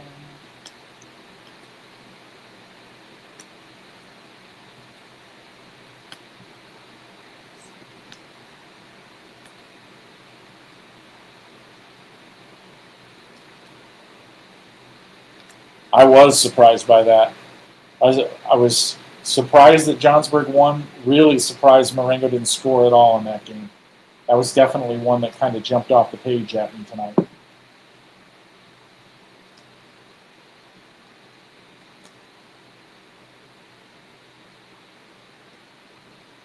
Okay. So also one score tonight that I saw that I don't necessarily believe is true. If anybody could find a Hillcrest Bremen score from tonight, I just want to see what people have for it, because I think that score is reversed. I would be surprised if Bremen won by that margin. So I think it might be reversed. So if anybody can find a Hillcrest Bremen score from tonight, that would be appreciated.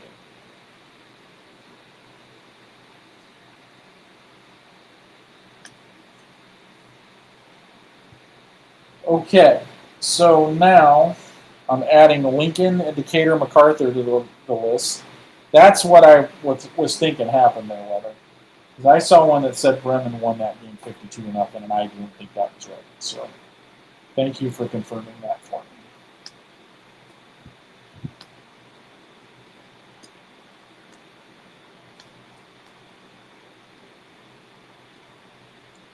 Okay. MacArthur wins 61-20. Thank you.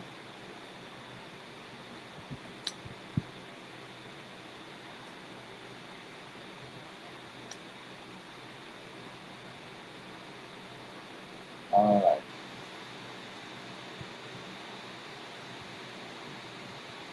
Central State 8 West. And on to that one. Springfield 28-17 over Jacksonville.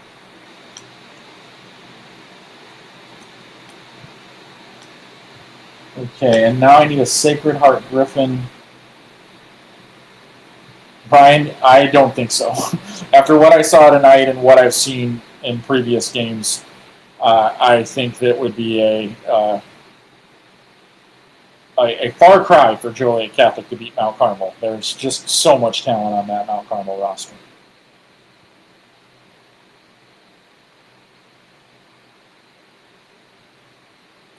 So I need a Sacred Heart Griffin Southeast, Springfield Southeast score. Anybody has that out there? No, Bailey, I did not. I thought that would be a competitive game. I thought that was a game that Reed Custer could hang around in, but I did think Peatone would win it. So that was a nice win for Reed Custer.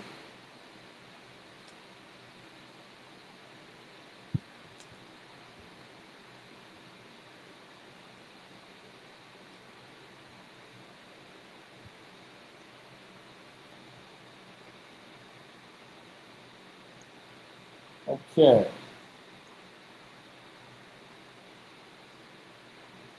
6A is not seeded 1 to 32. 6A is seeded 1 to 16 North and South brackets.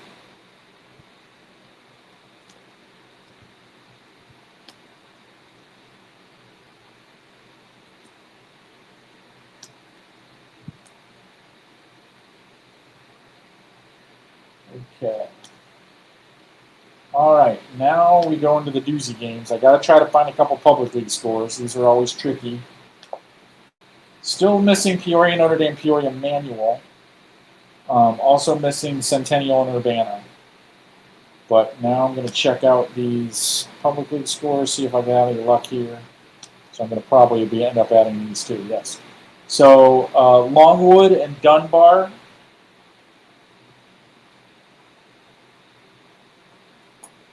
is also on the board now. And yeah, I saw that Taylorville score. Good one for them. Keeps them on track to possibly get the playoffs.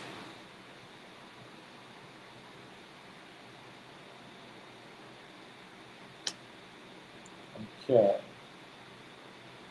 So now I'm going to check for this other public league score that I'm missing. I'm also missing Schurz and Clemente. That may have been a forfeit, but I'm not sure about that.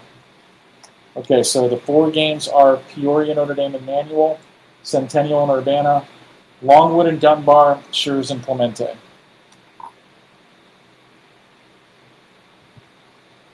Okay.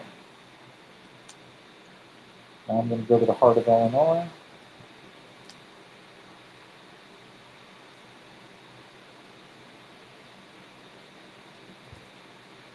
Tri-Valley over Clinton.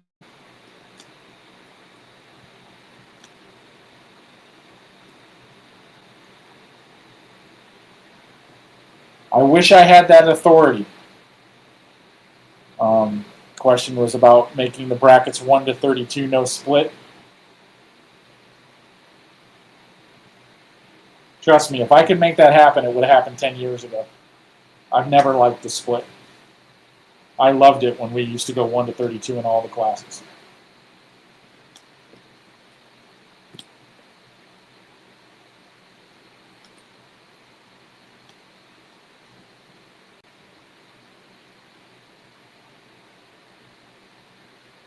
Nice win for Shelbyville tonight.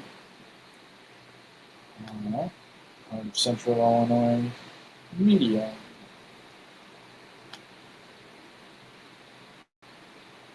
Okay. All right, I need a GCMS Deer Creek Mackinac score. So we've got 5 games on the board right now that we're looking for. Centennial Urbana, Peoria Notre Dame Manual, Longwood Dunbar, Schurz Clemente, and GCMS Deer Creek Mackinac.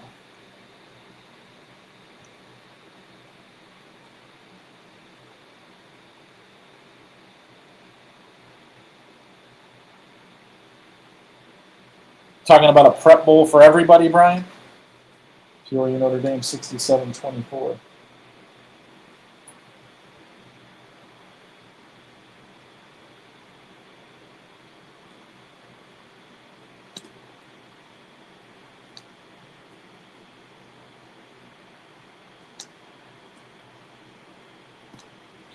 GCMS wins 20-14.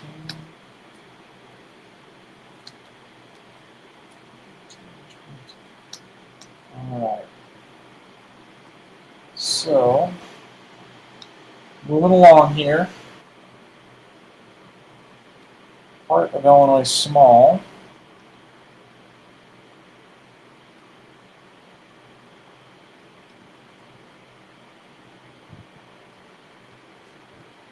Okay, looking for Hayworth and Alton Marquette and Tuscola and A&M.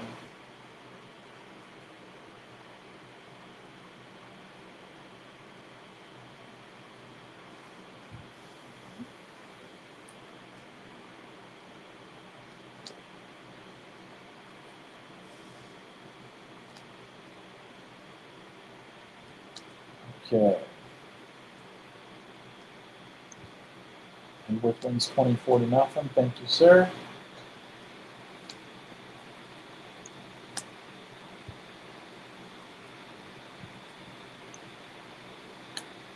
Scola wins 35-14. Got you there. All right, excellent. Moving along pretty good here, guys. On to the Illini Prairie.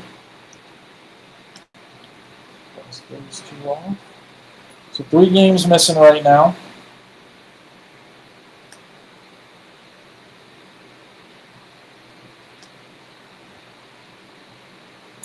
What will the cutoff for 6A be? That's been an interesting debate. Right now, for the last couple weeks, we've got we've had Glenwood sitting right on the bubble between 5 and 6. Glenwood is currently what I believe to be the largest 5A school. So then it breaks down from there. So everyone after Glenwood is going into that 6A field, but that has been very, very close every week. So that's roughly where we're looking at. Like I said, Glenwood right now is trending as the biggest 5A school. Don't know, my list is not right in front of me, who the smallest 6A is, but that's a general idea.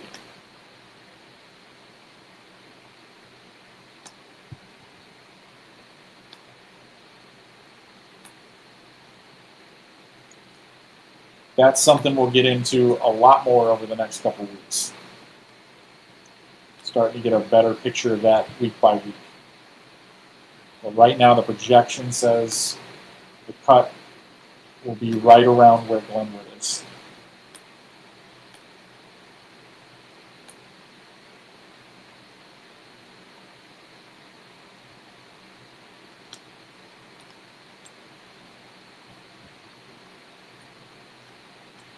Okay, looking for a Bloomington Central Catholic St. Teresa score.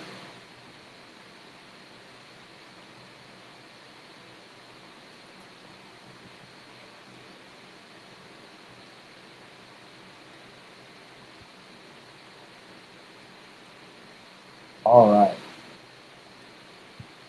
So let's go to the independent schools. If I can find those.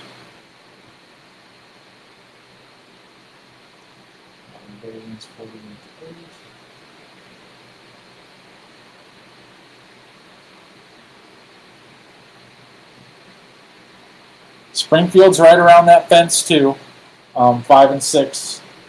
I think last week I had them in 5, but they're once again very close to the line. That's stuff that I'll start to break down a little bit more as the weeks go by here, but I'll have a better picture on that later tonight. Okay, so thank you for the Bloomington Central Catholic score.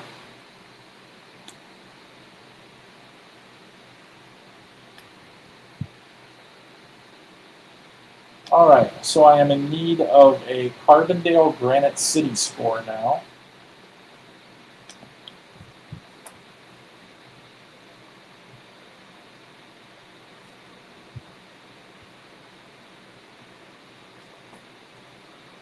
As I move on to the Lincoln Prairie.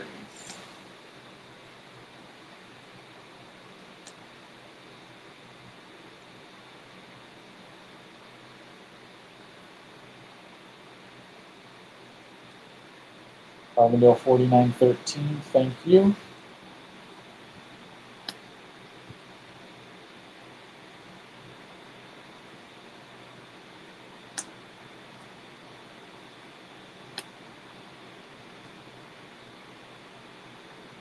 Okay.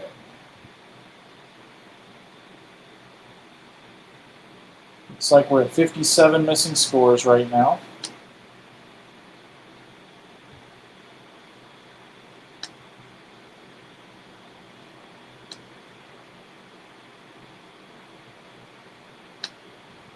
Going to Lincoln Trail Prairie Land. Farmington over Macomb. I lost track of that one.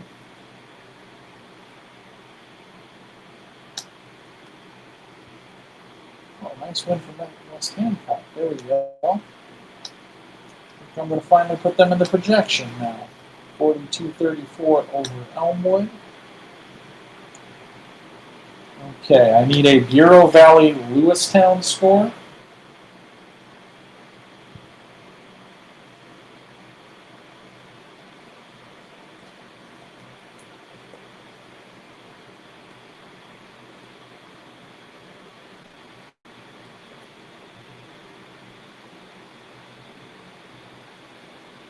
Thank you.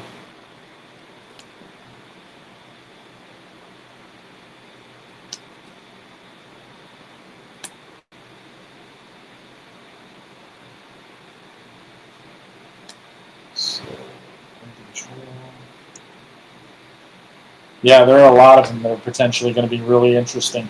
I think there'll be more this year. I remember last year, one of the interesting things about last year's playoffs, Chase, was we didn't have a single game where there was a 4-4 playing a 4-4 in the entire state last year. I don't see any way we don't avoid that this year. I think there's going to be a bunch of those. So those are always very interesting because it's really clear what you need to do. So I always find those games to be really fascinating. Boy, Weathersfield. Big win over Stark County. That was a battle of 5 and O's. Okay, I also need an Abingdon South Fulton game.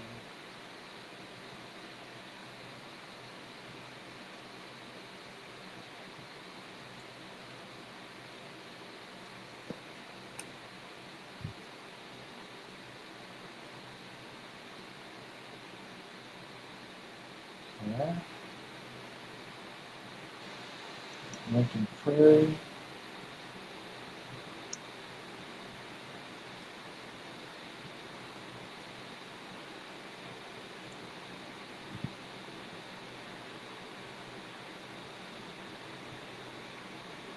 Okay, so thank you, sir.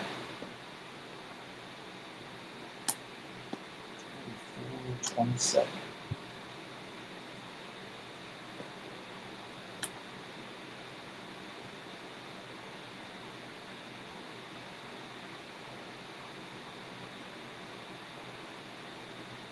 Willow Grove wins 14-10. That was a pretty pivotal game. So that might decide that bid.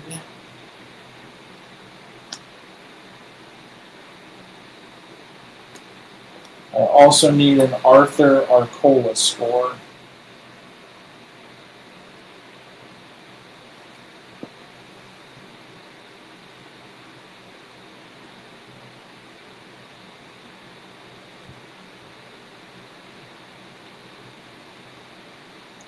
Right now I'm missing Centennial and Urbana, Longwood and Dunbar, Schurz and Clemente, Arthur and Arcola. Thank you, sir. Now I don't need Arthur and Arcola. So those are the three.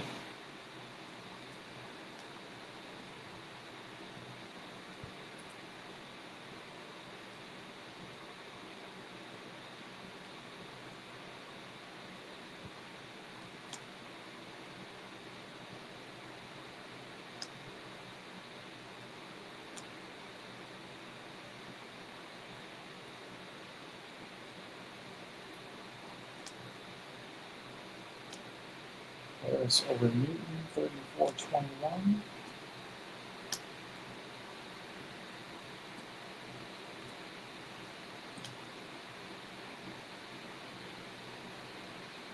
Okay, more Suburban.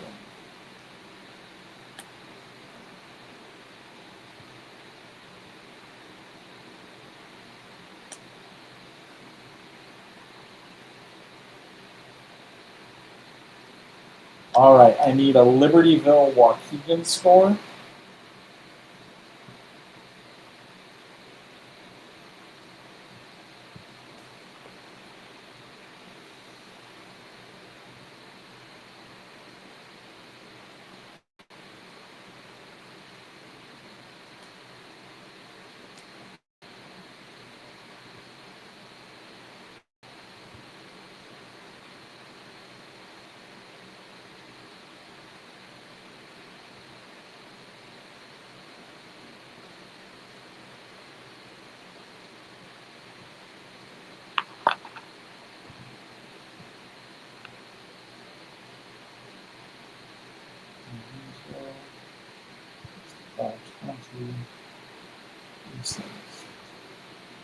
51-24 over Forreston.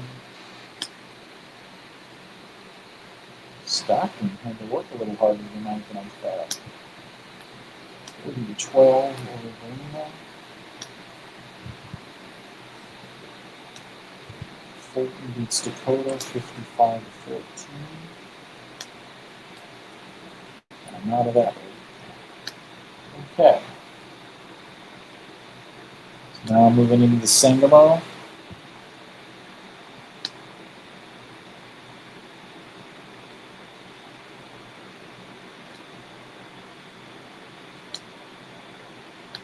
Pleasant Plains over Riverton, 32-16.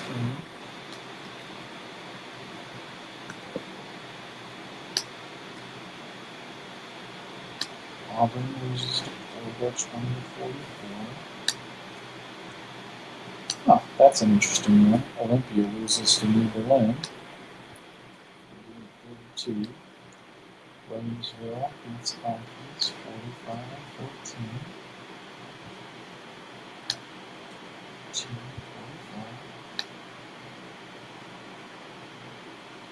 And Monroe wins 46-6. Okay, so we're through that conference. Sangamo's done.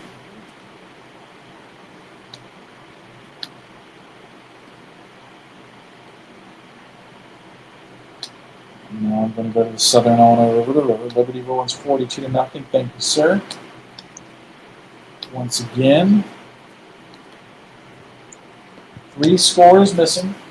Longwood, Dunbar, Shears, Clemente, and Centennial and Urbana.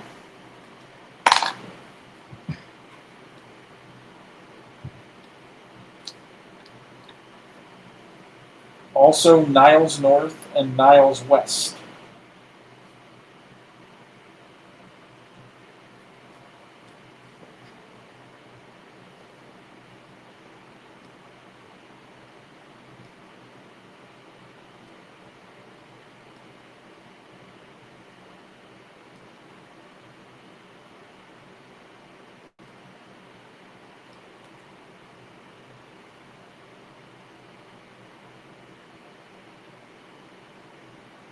Geneva will be battle tested. You are correct about that.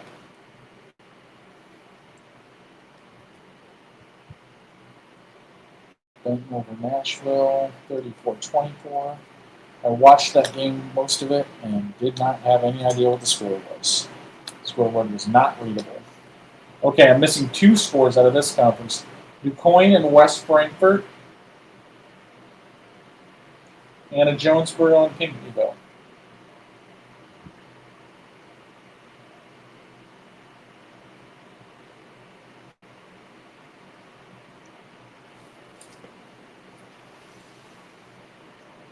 Wow.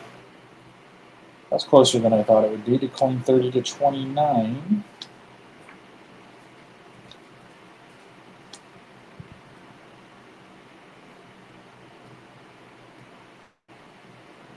All right. 30-28. Okay. Fair enough.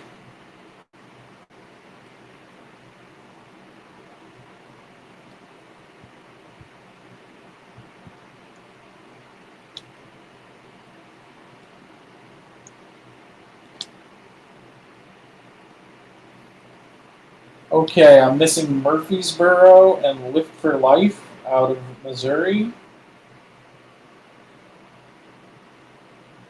And Heron and Massac County.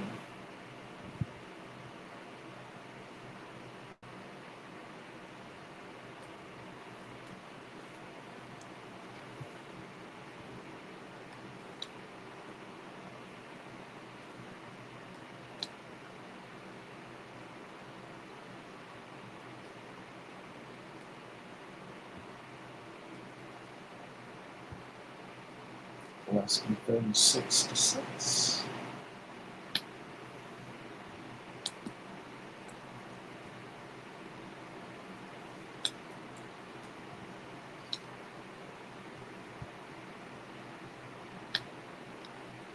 Nothing. Thank you, weather.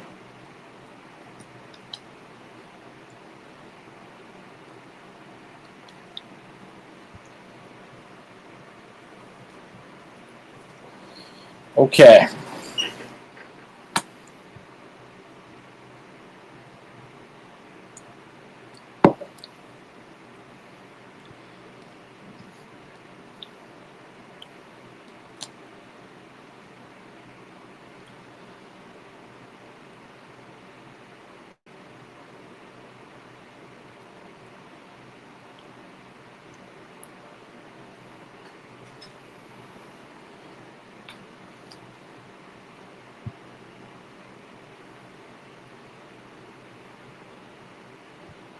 Okay.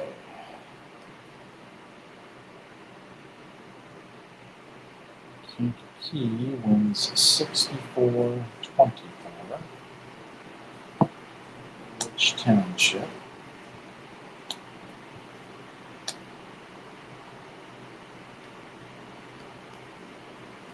Okay. Adding Bloom and Thornwood to the list.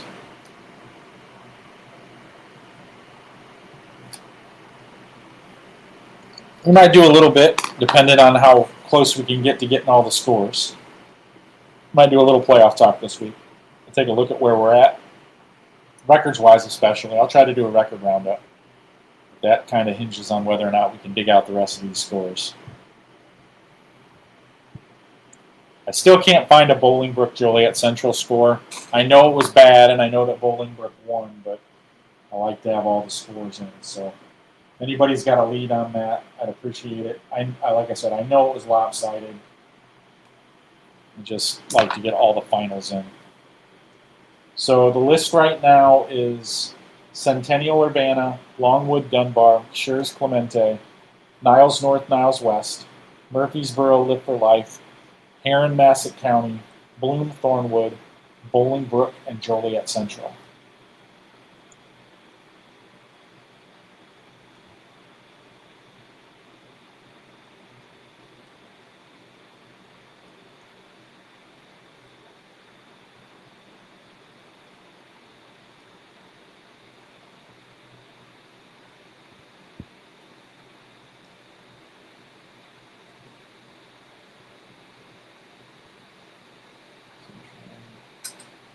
Yep, I saw that Hayworth score earlier.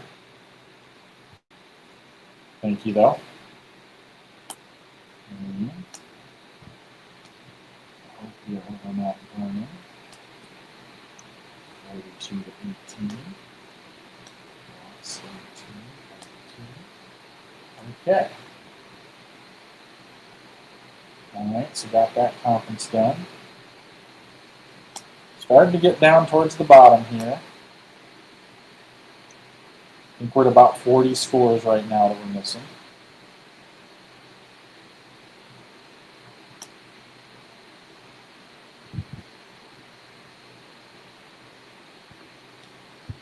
Okay, I need a couple from the Southwestern. O'Fallon, Belleville West.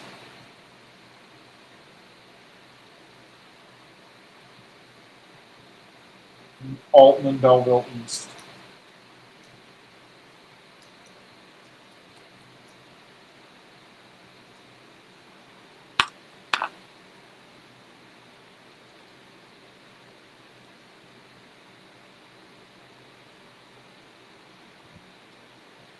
O'Fallon is 46-30. Thank you, sir.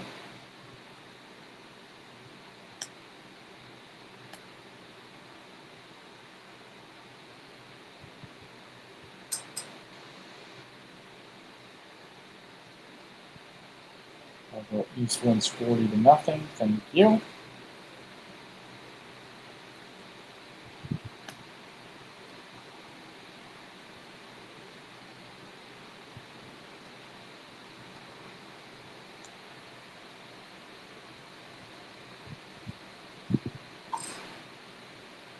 I'm in 3 orders.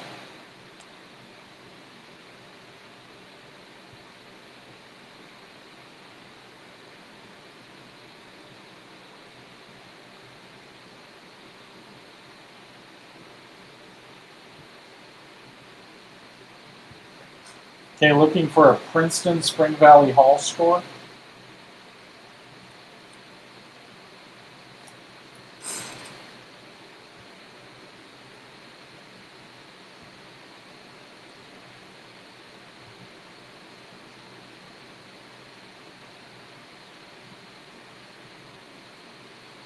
27-12. Thank you.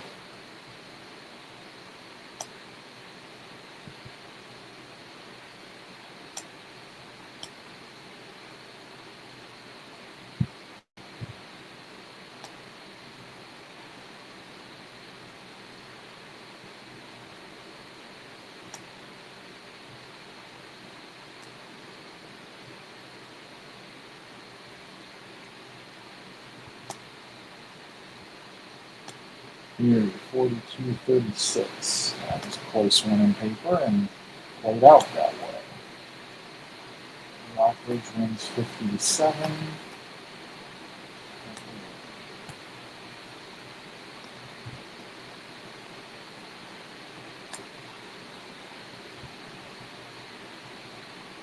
Okay. Really starting to move along here, guys. Getting there closer.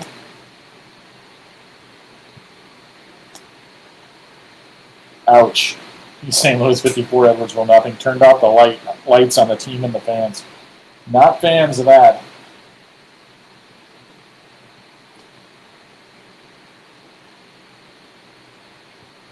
I know Edwardsville's having a rough year, but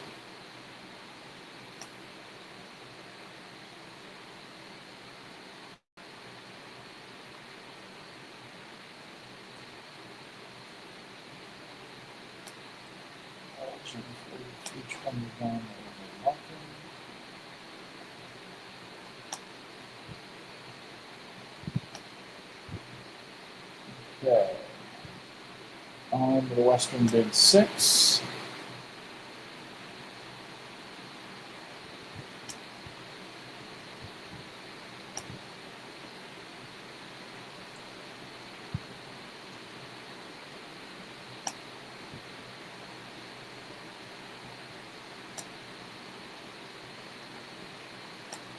Quincy edges out this one. 21.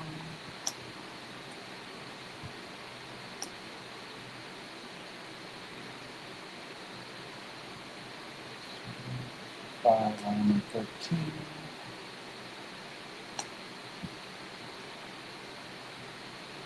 And Geneseo beats Galesburg 38-20. Okay. On to the Western Illinois Valley.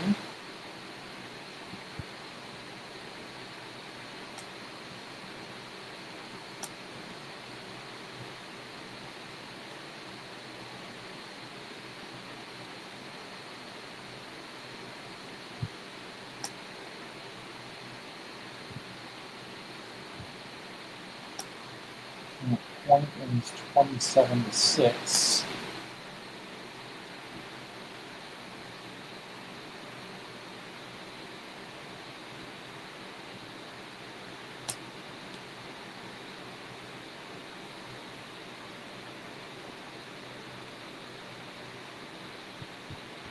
Okay, I need a Beardstown Triopia score.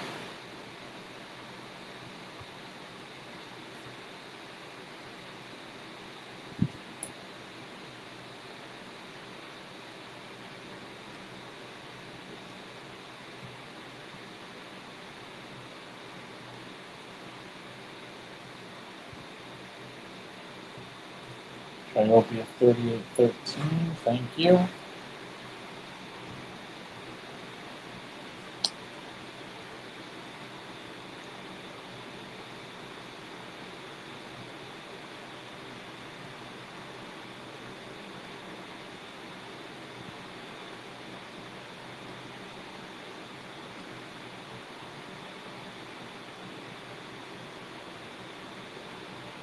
And I need a Pleasant Hill West Central score.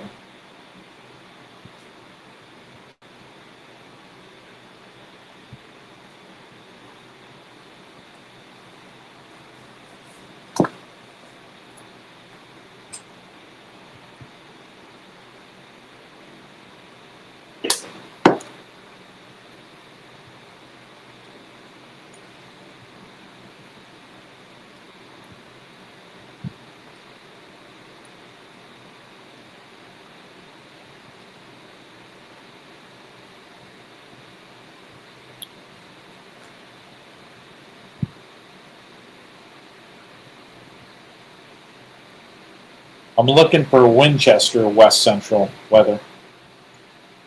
They played Pleasant Hill tonight. Biggsville West Central is an 8-man team.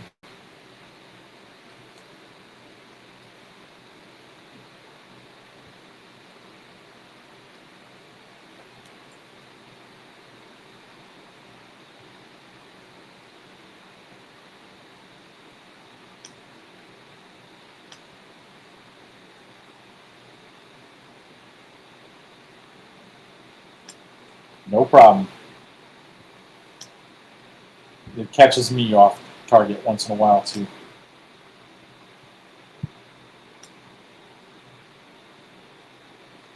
There we go. Thank you, sir.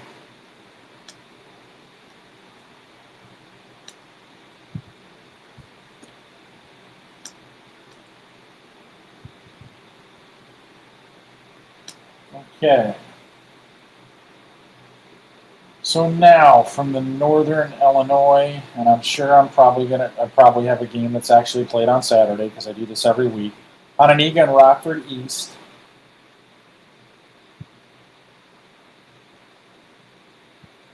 And Rockford Auburn and Boylan Catholic.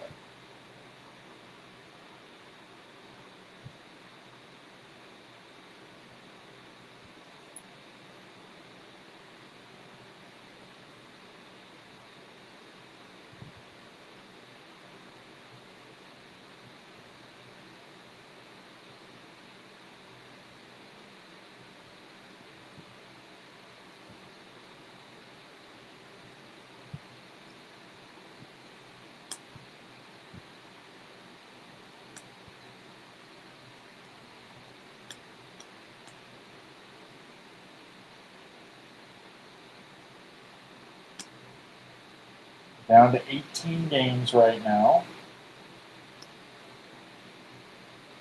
Now I got to go back and do some chasing for a few more public league schools. Boylan wins 42-28.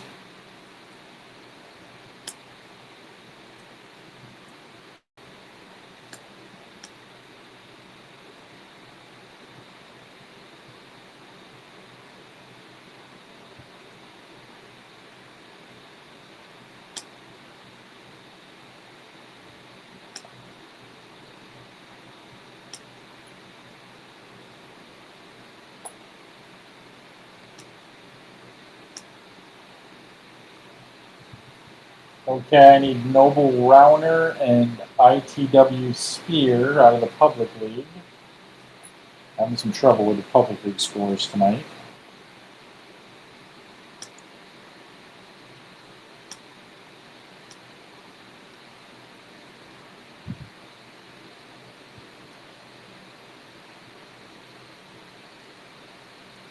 Just found one that I was looking for though. Lane over Noble Bulls, 10-3. I also need Solorio and Englewood Stem. So the list is growing tonight.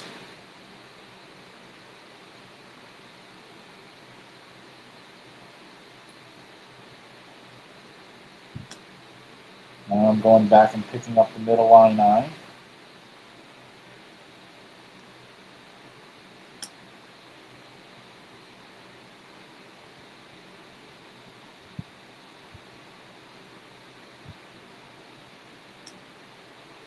Washington over East Peoria, 56-0.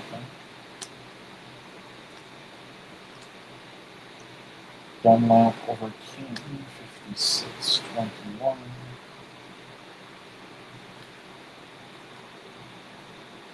Metamora, 37.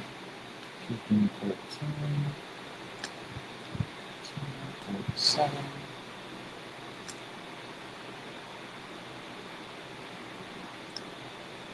Okay, adding Limestone and Morton to the list.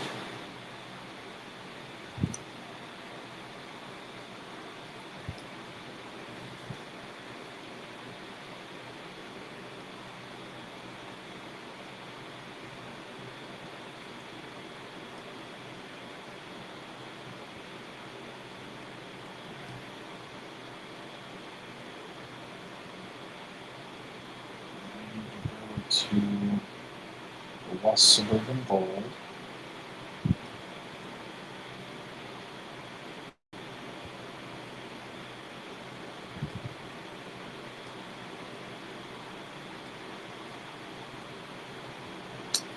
Six. All right. So, getting down to the nitty gritty here.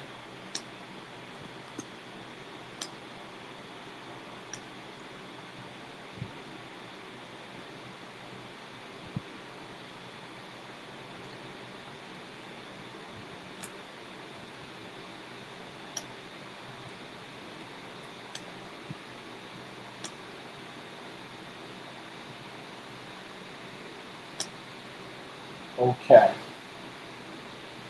So, I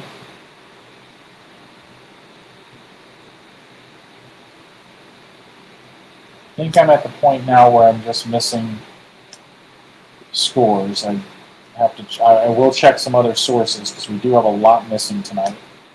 Right now, I have 11 games that I believe were played tonight that I don't have way higher than a week's past.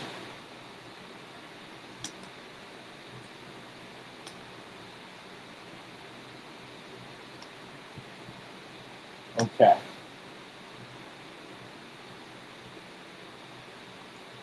So yeah, we got 10 games missing right now. I'll run through them real quick. CICS Longwood and Dunbar, Schurz and Clemente, Bloom and Thornwood, Centennial and Urbana, Niles North and Niles West, Murfreesboro and Massac County. Murfreesboro and Lifford Life, Massac County and Heron, Joliet Central and Bolingbrook, Noble Rauner and Noble Spear, Solorio and Englewood Stem, and that'll do it. So those are the ones we're searching for. I'm going to start going to alternate sources now to see if I can find some of these.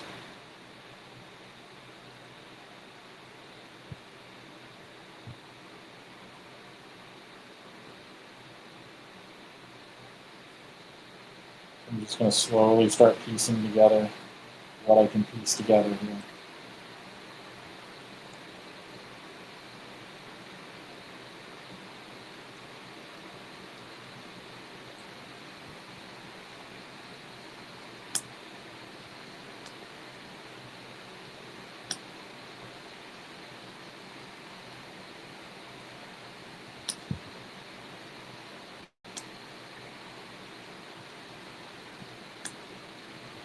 Yeah, that's what I thought it was, Rob. Thank you. I was looking for confirmation. Bolingbrook 184 to nothing tonight.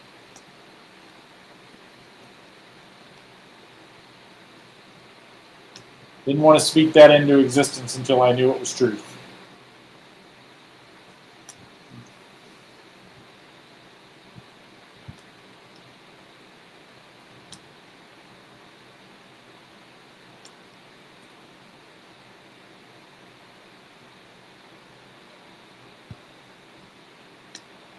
$46.34, thank you for that.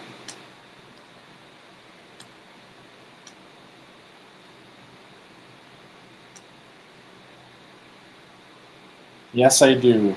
Plainfield South in Yorkville. Hold on a second, I'll get it for you.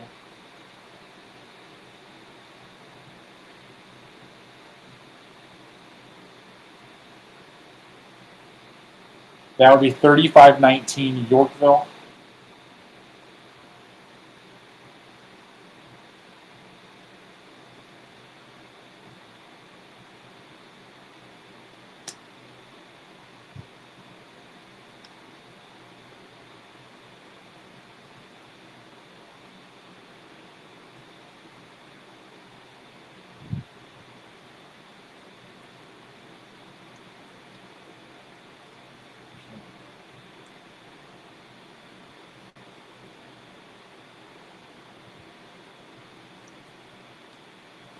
Okay, so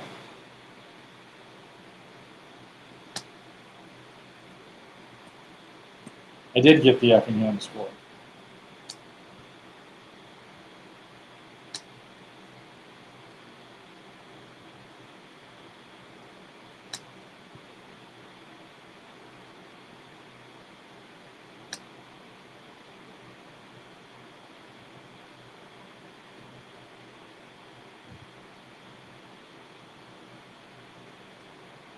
Okay, so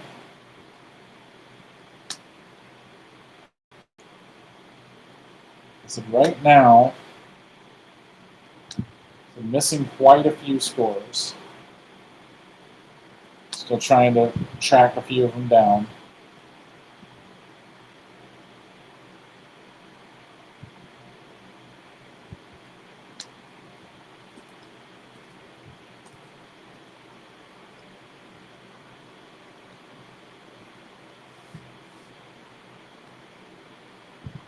Okay.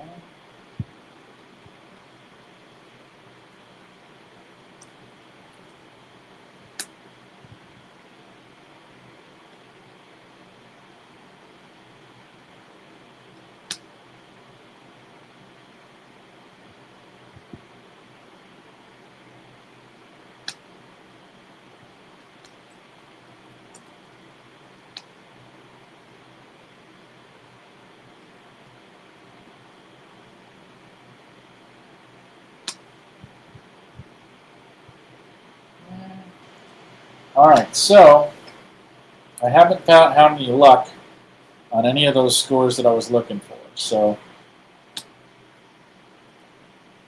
I'm going to put a post out and see if anybody else has them lying around.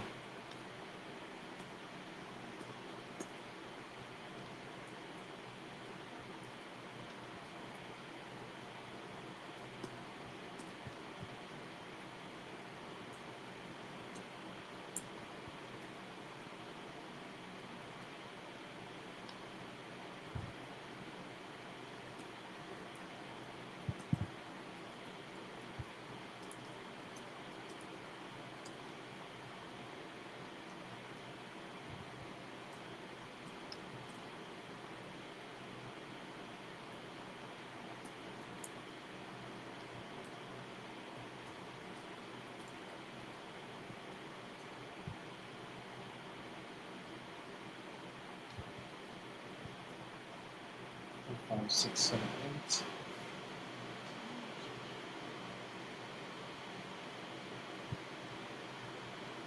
That is what I have. So I'm missing 8 games.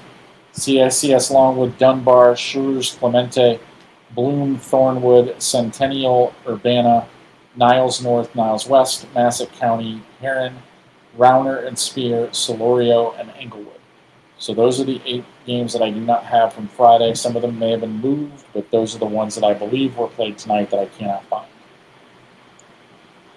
So let's just do a little numbers crunching here since we aren't even at midnight yet. Oh yeah, I definitely agree. There were some games that I noticed and I wasn't able to go through them as I was marking them down. But there were a lot of games tonight with teams that I thought were maybe kind of riding that bubble on whether or not they would be able to get to 5-4 and they didn't win. So I think some of those teams are going to be pulled out. I didn't see a lot of teams that were punching their way in to replace them. So that gets pretty interesting. I do think there's going to be some definite changes. Also, some changes near the top of the draw. Right now, we have 42 teams that have gotten to 6-0. And there are 4 of them playing tomorrow. So we could get to a maximum of 46. We've got 42 now. As far as 5-win teams go, the teams that are at 5-1, that group has 69 teams in it currently. Like I said, there are 4 5-0 teams playing tomorrow. They're all favored. They should all probably get to 6-0. Actually, one of them is not favored tomorrow. I think they'll probably lose that game. And then there are, let's see, 1, 2, 3, 4, 5, 6, 7 more 4-win teams, 4-1 teams that could get to 5-1. So we could have as many as 76 teams in the 5-win group. Teams above 500 right now, which is what I always like to look at this point. We've got there's a whole bunch of 3-2s that I still don't have on the board. So teams above 500, currently, there are 216 teams above 500. So what that means is since we've got a fairly small amount of teams that are above 500 right now. We need 256 to get us the playoffs. So you're looking at that 500 group and saying, well, how many of those are going to go 2-1 over the rest of the way? Obviously, probably not that many. So that's when you start getting into the pinching situation of where you have 2 and 4s that need to run the table, which there will hardly be any of those. I actually don't think there are that many of those at all. And then there are, let me just out of curiosity, let me count and check, because I want to know this.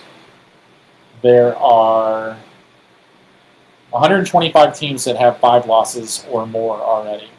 So for all intents and purposes, unless those 1 and 5 teams are going to run the table and get to 4 and 5, that's how many teams you can kind of take off the board right now in regards to, I will look at all the 1 and 5s and see if there are any that I think have a chance of getting to 4 and 5.